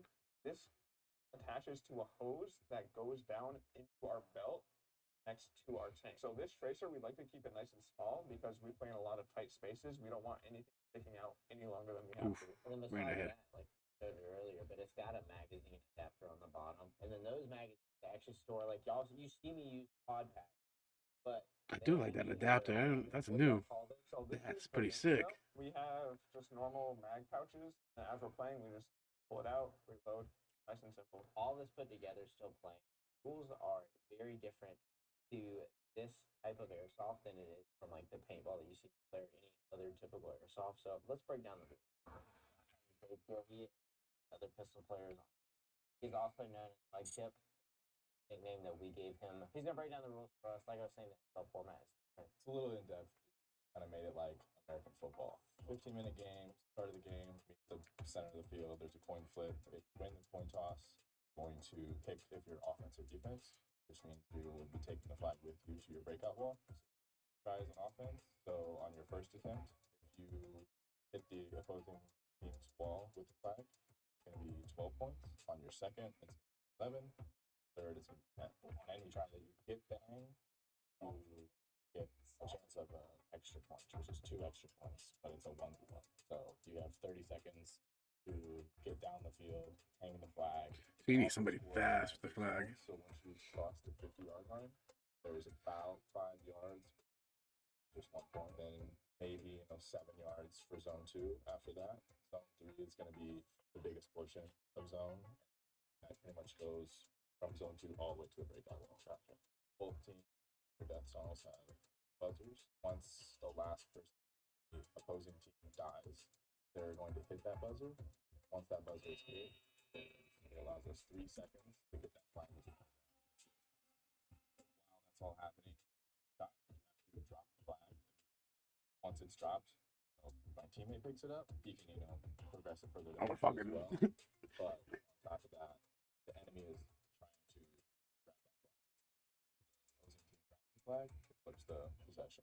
We call it a snatch. Just start with the flag. There's a 1-minute timer, and then when it gets down to 10 seconds, it's safety. 5 seconds.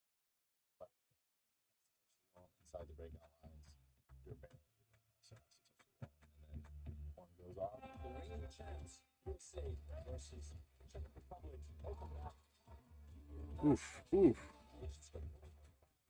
The Matrix shit. It's a nice field too. Good field, good setup.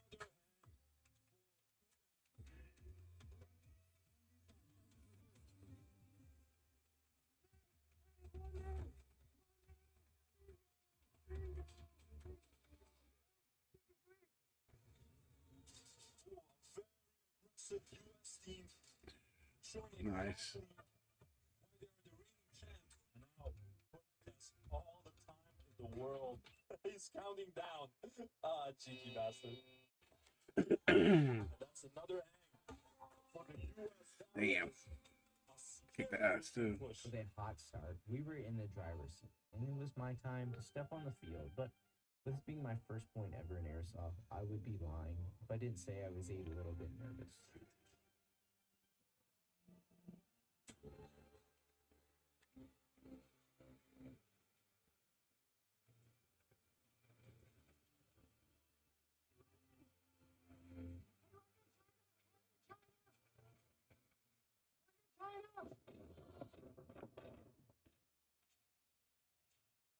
They lose 2, unfortunately. The entire snake side is fallen. Now Czech Republic is slowly moving up. And the last one is left. Nothing needs to run. With me finding out that I'm good at headbutting BBs, Czech was able to put up their first points of the match. But luckily, I was in good hands.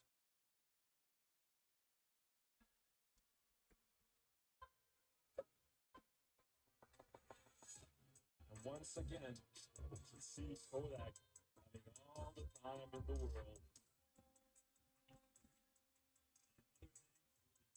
Yes.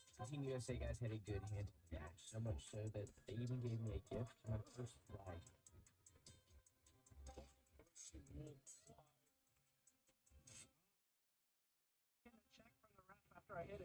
U.S. looking very fine. Hey guys, Gavin Day from Team USA. Got done with game 1 against the Czech Republic. We beat them 49-14, given the mercy rule. We got a lot of things to work on and improve going into game 2 against Germany here in about 30 minutes. However, this match would not be like the last one. Germany came in with a grudge, and that's because Team USA had knocked them out last year in the semifinals. And it showed, as they gave us our first loss of the tournament, 18-2. But it was okay, because we have 8 of these prelim matches, so we have plenty of time to get back on track. And we were looking to do exactly that in our last prelim match of the day against Canada.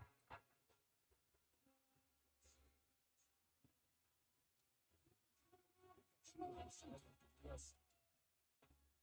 Hey, I'm here. Snag! Snag! We lost you there. Hey.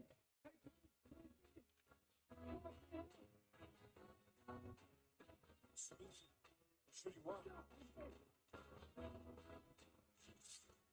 Shooting down. The next one. This is a foul. Let's jump. Sweeney gets the snatch.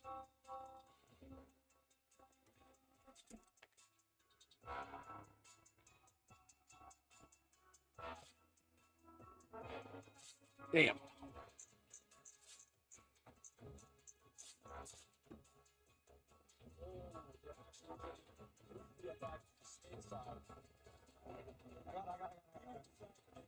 Nice.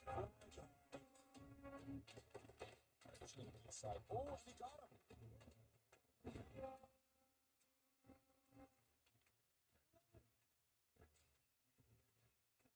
Gavin Day getting a snatch. Snatching machine.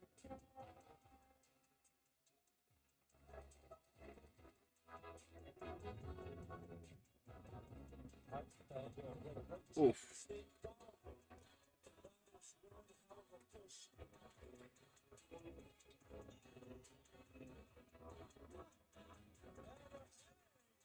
Nice.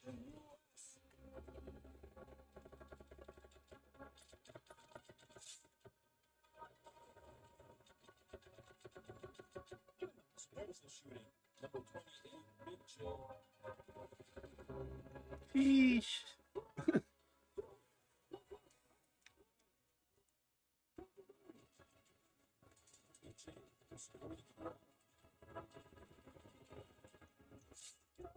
Kodak already sent the flag, and Kodak is just on point. And I gotta give props to number 28, Big J. With us having a sizable lead now, it was my time to get back in. But after my last showing, I was determined to have things change.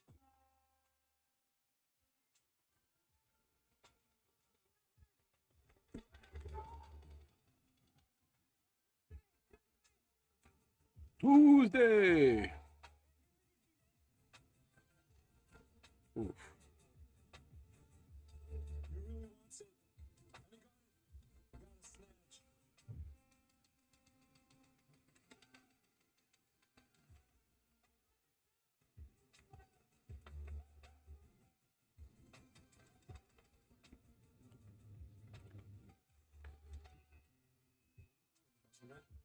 I wonder if they use the ref as a reference too. You know they're looking at the player, so. This is absolutely nuts. With that hang, we put the score to 51-18. And all we had to do was hold off the last of Canada's push.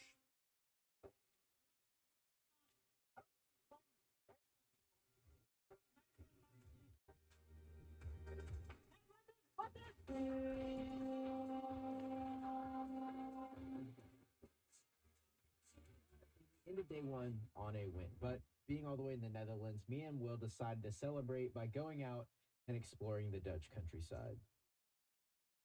Dutch.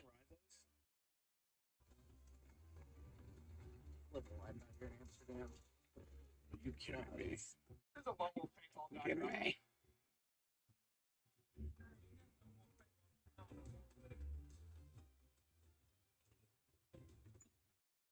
No, they pop bike because of the wheels. Those bad boys.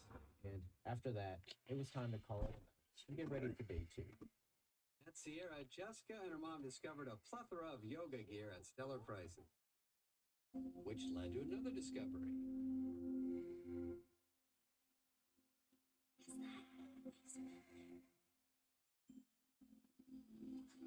I think these should come.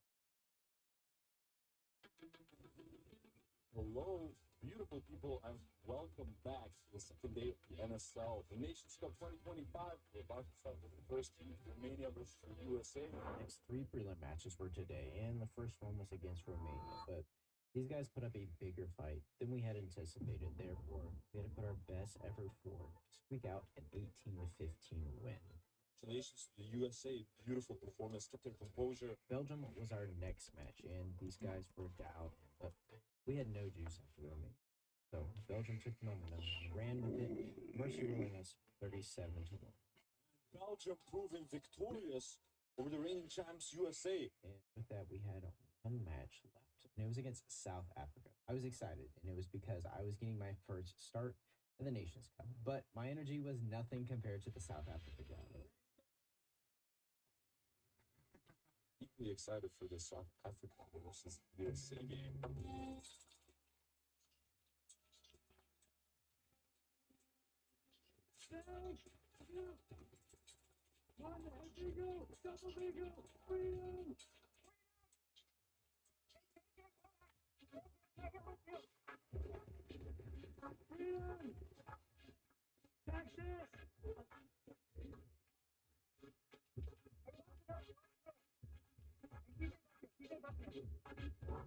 Oh, shot totally in the snake as well. Second free for it. First round was less than ideal, but I was determined not to let that define the rest of the match. Therefore, it was time to lock in.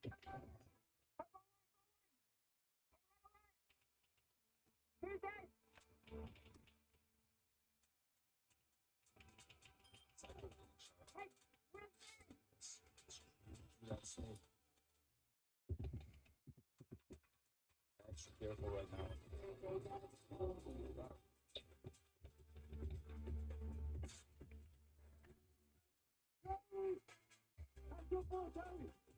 That's when he's acquired bacon. Big J is looking for the fly. Oh, and he goes for it and he got it.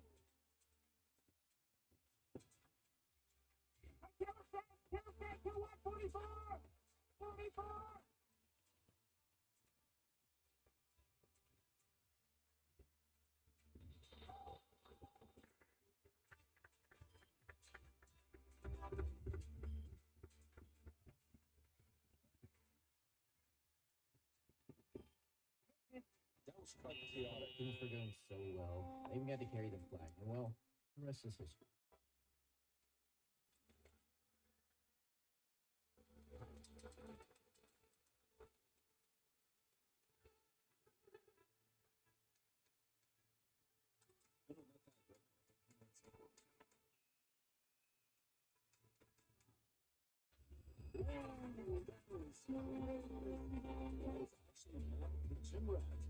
But you know what they say.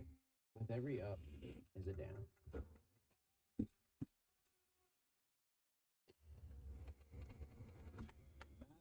Jim Rat has got a first-degree no call. I had gotten into my first penalty trouble of the tournament, and they gave me a first-degree penalty for a no call, which meant that we had to start down the next 3 rounds with 2 players less. And it was because the referee thought I got shot in the head and didn't call it. And in reality, it was a ricochet, but I couldn't argue about it. And even after I had served my time, my luck wouldn't change.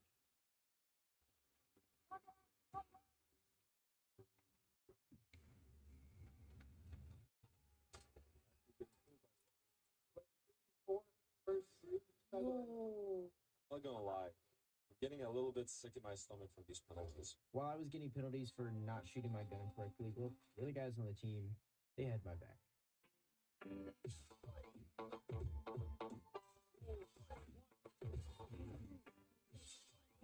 Hey.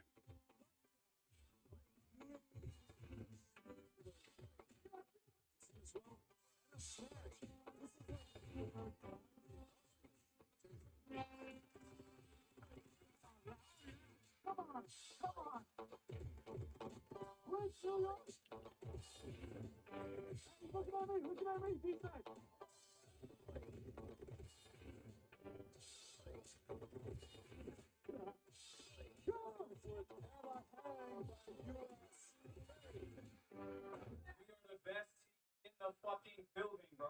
Just we're playing, that is how you respond, okay? But there's no rush to talk about today. Everybody needs to be compressing their own time and be happy that we walked out of this day 2-1 because it was looking real bleak, y'all. After that win, we decided to celebrate by enjoying some local Dutch cuisine. McCroquette. What the hell is that?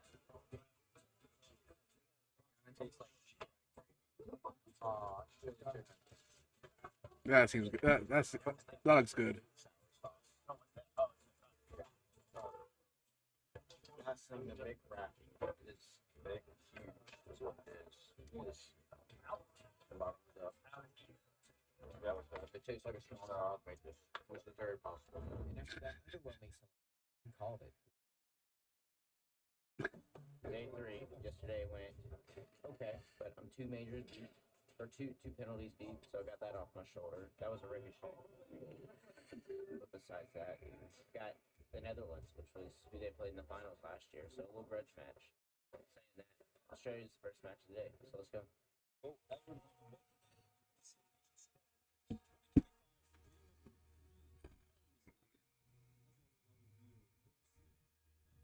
Scratch guys. So last year I was playing on Team USA. Really excited for this game, USA versus Australia. USA is still serving first-degree penalty for shooting. Australia came out strong, and they would get a hang on their first. We get called for first-degree ball.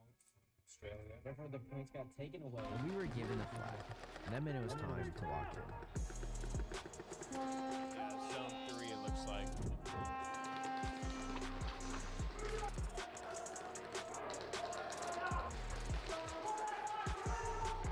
And they just go for the flag. We were able to hang the flag, but in the extra point try, something happened that changed the entire vibe. Whoa! I'll admit, you know, that was pretty nasty the way he shot him that close in the back of the head. After that, Australia took the momentum. There's Snake. Ooh. Shoots him out, and he's going for it. Oh. And you pair that with the multiple penalties we got. Number 7 from USA might have gotten hit. So the USA player did get a penalty. So much so that we only had one player on the field for several rounds, and Australia unforgivingly took advantage of it. They know where the flag is. They instantly get it. I'm not really Australia, man. saying anything because it's kind of painful for me to watch. Kodak doesn't have any ammo left. He gets shot out, and Australia get the flag hang. Australia's pressing the Dorito side. Wow. Disrespect. Shot one ball execution style in the back of his head. The match had finished, and we had lost to the Australians 19-26, but our struggles wouldn't stop there. We had the Netherlands next, and these guys would come out swinging. We would get into some penalty trouble again, and the Netherlands took full advantage of it. But even with us making a huge push to come back, it wasn't enough, and we ended day 3 on that loss. I got next to me here Gavin Date. How are you doing, Swinny? I'm doing all right. You know, tough loss right there. But right now, the opinions of a lot of spectators are divided. There's one portion of the people saying like the U.S. has not yet fully found their groove yet, but there's the other side of people that think like bullshit. No comment on two different sides, but I gotta say Sunday's a completely different tournament. And welcome back to the NSL Nations Cup 2025, the final day of this magnificent tournament. We are in the quarterfinals. It's all or nothing, because if you lose this, that's end of story for your team. You're going home. If you win, then you go to the semifinals and you have a chance at that grand prize. We're in the trenches right now. It's Sunday, we are about to play Australia. It determines who goes home, who moves on to the semis. We're all gonna come together, talk about the game, talk about the game plan, about the stuff we spoke about last night and today, and bring it all together before we go out there. And while the guys were getting ready, my Sunday was going to look a little different. I guess the reality of it is that I haven't played this much, so despite how good I might be out there, I still don't have the mindset for this format, so I'm taking a step back. And I knew that coming in, but I'm up there helping because they're not used to scouting like paintball scouts, so they're coming to me for a lot of information, and the boys are feeling good. So let's go win this one. And I had a whole The scouting boys. report for the match against Australia, so the boys knew exactly what to do. But these guys had left a bad taste in our mouth the day before when they had beaten us. So the boys came out ready to fight. Let's go, baby. Hey, family on me. Family on 3. 1, 2, 3. We have really exciting heats lined up for you. The rematch of Australia versus the USA. Yesterday, Australia proving to be victorious.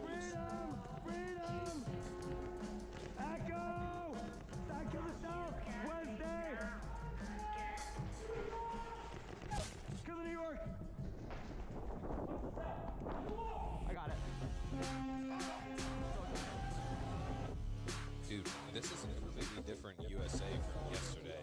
Already in enemy territory. Just you, building your app on base 44. Describe it. And it's real. One thought leads to more thoughts. Layer by layer, taking shape. When you need your tools, bring them in. They just click. Okay, kick it up a notch. Create something smarter. Something powerful.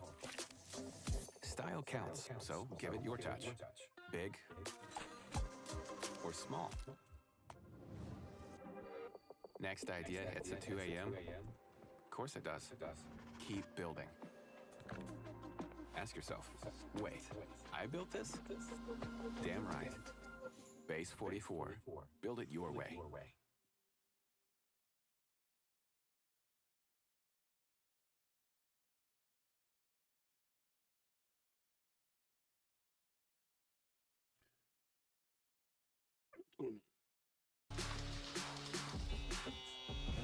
Looking for the flag.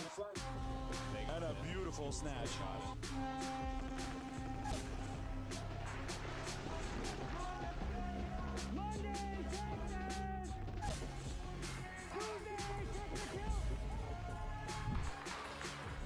definitely just shooting towards Sweeney right now. And Sweeney takes him out. Damn, Sweeney.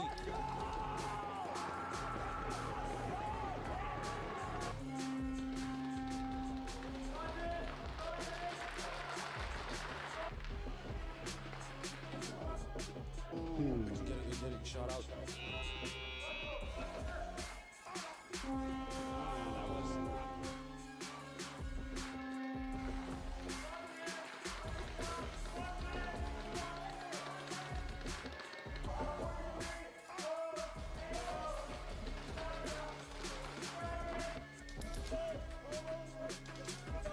Touch the wall. And he touched the wall. Got it in time. And that was beautifully done as well by Mudcat. 3 minutes left on the clock. And with that snatch, we got the possession back. But there was only 3 minutes left, so we had to make something happen. And it had to happen soon.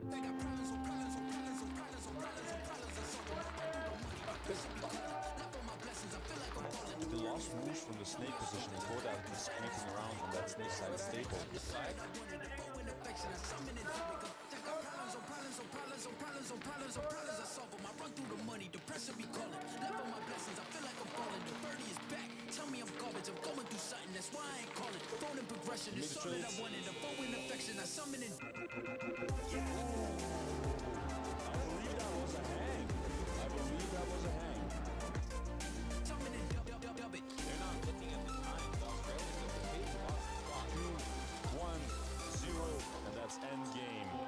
Congratulations to Team USA for once again showing everyone that they are a Sunday team. With that win, we're moving on to the semifinals, where we were playing the Netherlands, and with this determining who was going to play the finals, both of us did not want to lose. But the match that came next was the most nail-biting match of the entire weekend. We have Hollywood, Tristan, and TJ for Team USA. Hollywood getting shot out off break.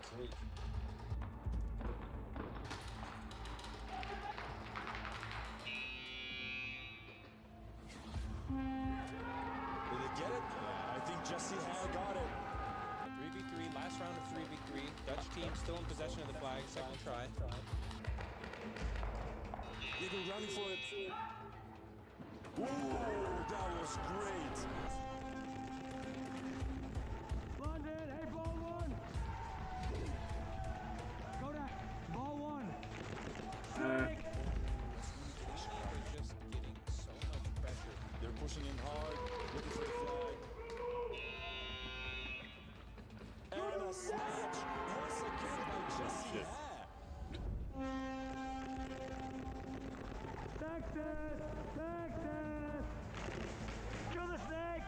Let's go. Go, go, go! Kodak! Hey, Where did it 32! go? Kodak's champion! Get out! Yo! Where the fuck did it go? Thursday! Now Kodak is running for it. And he got the snatch. Snatch. Oh yeah, baby! He ain't playing, bro. I don't see it. You? G-Ground the crowd. Oh, getting twisted. That is not good. Here, man. I can't wait. Okay, so USA starting with second free penalty on abstract.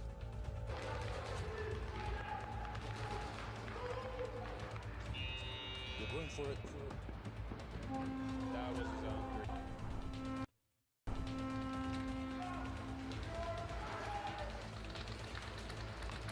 Is it abstract? Oh, getting shot by Gray. Zone 3 for Remy. Okay, Netherlands, this is their third try. USA just needs to go crazy. Eliminated Gray off break. Jaeger took the flag. The Jesse dropped on the cross. Remy is just blasting away on that the rear corner. Jaeger getting in the position where he can score. He's going for it. And that's another hang by the Netherlands. Disgusting. Jaeger making it happen. The Netherlands score right there. They took a 21-point lead, and we were sitting very far behind. But with 3 minutes left, we weren't out yet.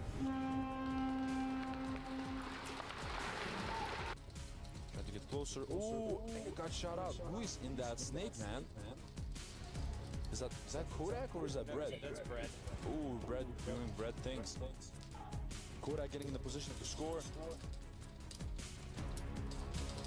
Ooh, just getting one. Getting eliminated by the second one. Kodak is running for it. And that's a hang by Kodak. GG. Yeah, so first snatch, 45 seconds. Then there'll be like a minute left to then make that final play. The tension is rising. The USA needs to get moving. 45 seconds. That's how long this round needs to last. Ooh, and once again, TJ's in that snake. We're getting shot out, but they also lose Abstract and Sweeney. See if I can snatch. Yes, he got it. Did he get it? He got it. That means 47 seconds left to hang flag. Ooh, and a trade in the snake between Murasaki and Brett. It's a 3 versus 3. You're not exposing anything. That is big. They're going for it. They're going for it. Kodak's in the snake with the flag. Jesse also getting shot out. But it's Kodak. They got it. They got it, GG guys. And that is it. GG Abstract. Crazy. USA.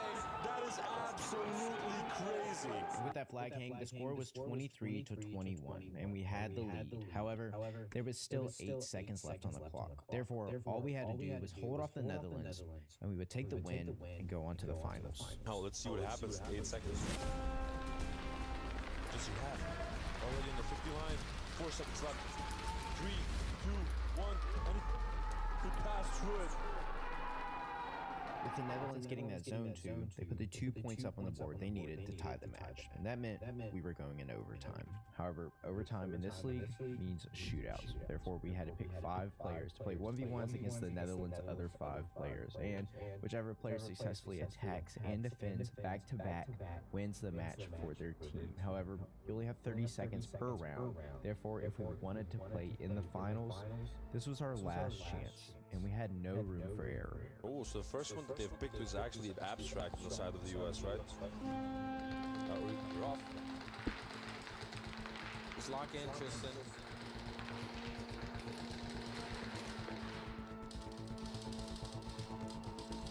$17 seconds left. Jesse pushing on the D1. A very known attack route. Oh, and he got him! Oh, as he was reloading. Oh, Jesse. And he got the hang. Oh, Jesse, my lord.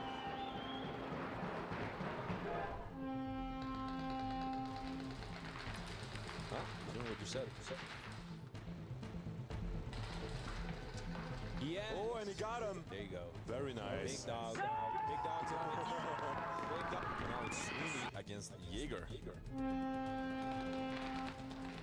Both players still at home. Jaeger making his way a little bit more down the middle. He's in the V low. 10 seconds left. Jaeger knows he doesn't have the time. And he gets and he got him.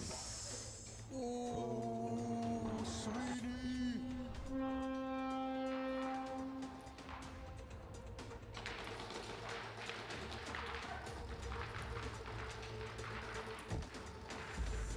Oh, and he got him. Oh my Oh, Lord. Stop this right now. Guys, we're going on to the third set in this 1v1 shootout. Now we have Gutierrez versus Red. Yes.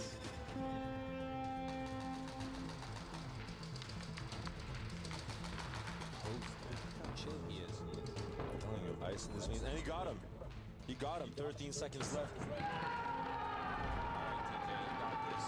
All gas, no brakes.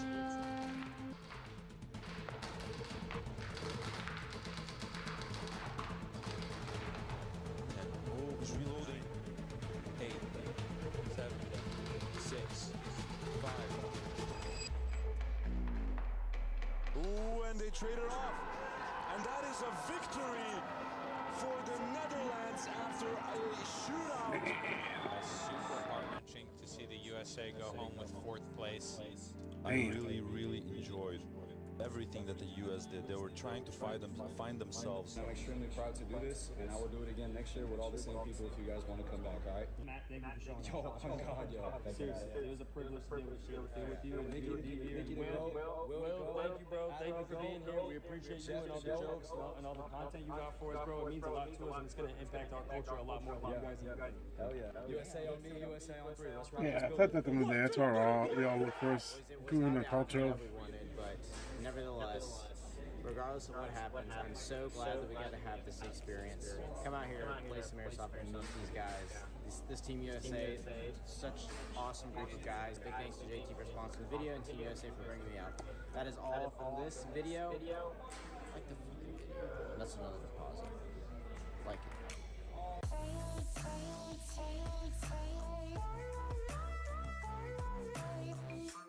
Pepper, dude. Are those my fucking pip out right now?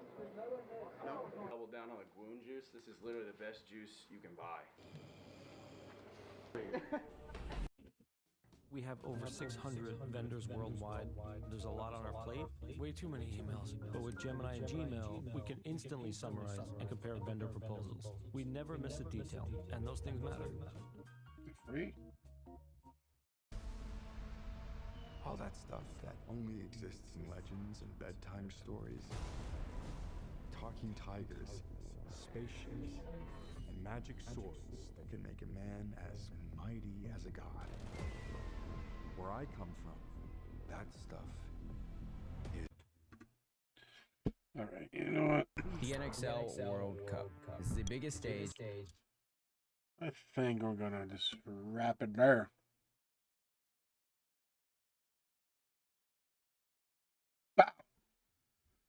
Alright, guys. Sorry for the late stream tonight. Had a lot going on today, but y'all helped, actually. Appreciate it. Y'all watching and chilling with me today. I appreciate that. Much love to y'all. And yeah, we'll be back tomorrow.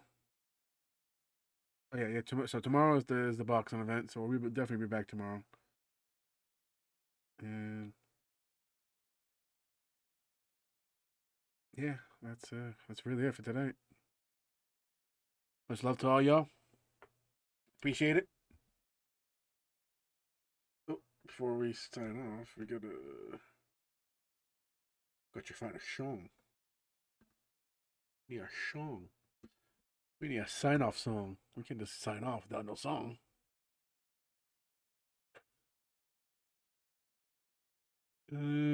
Hmm.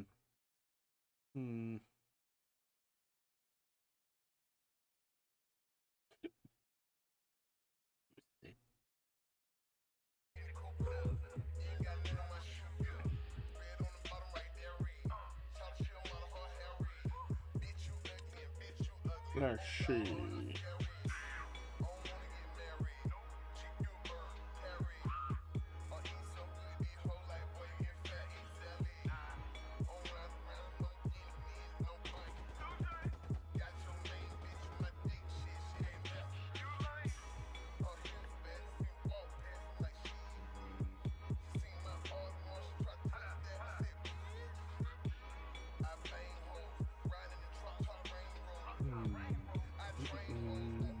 I think. Who do we want to end the night with?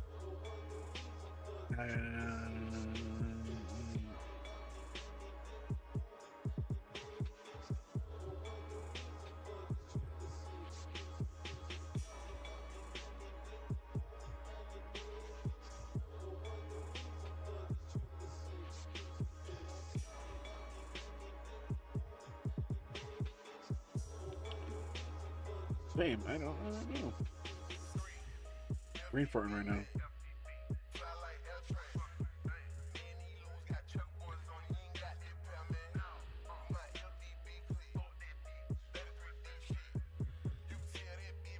Alright, I got it.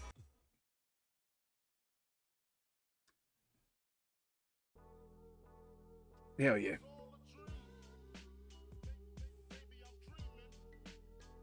But yeah, we out of here.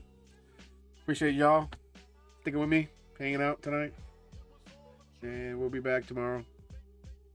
As always, remember to stay wicked. Stay wicked. Be positive. Fuck the bullshit in this world. Just do y'all. It get better. I promise. It'll get better. Peace.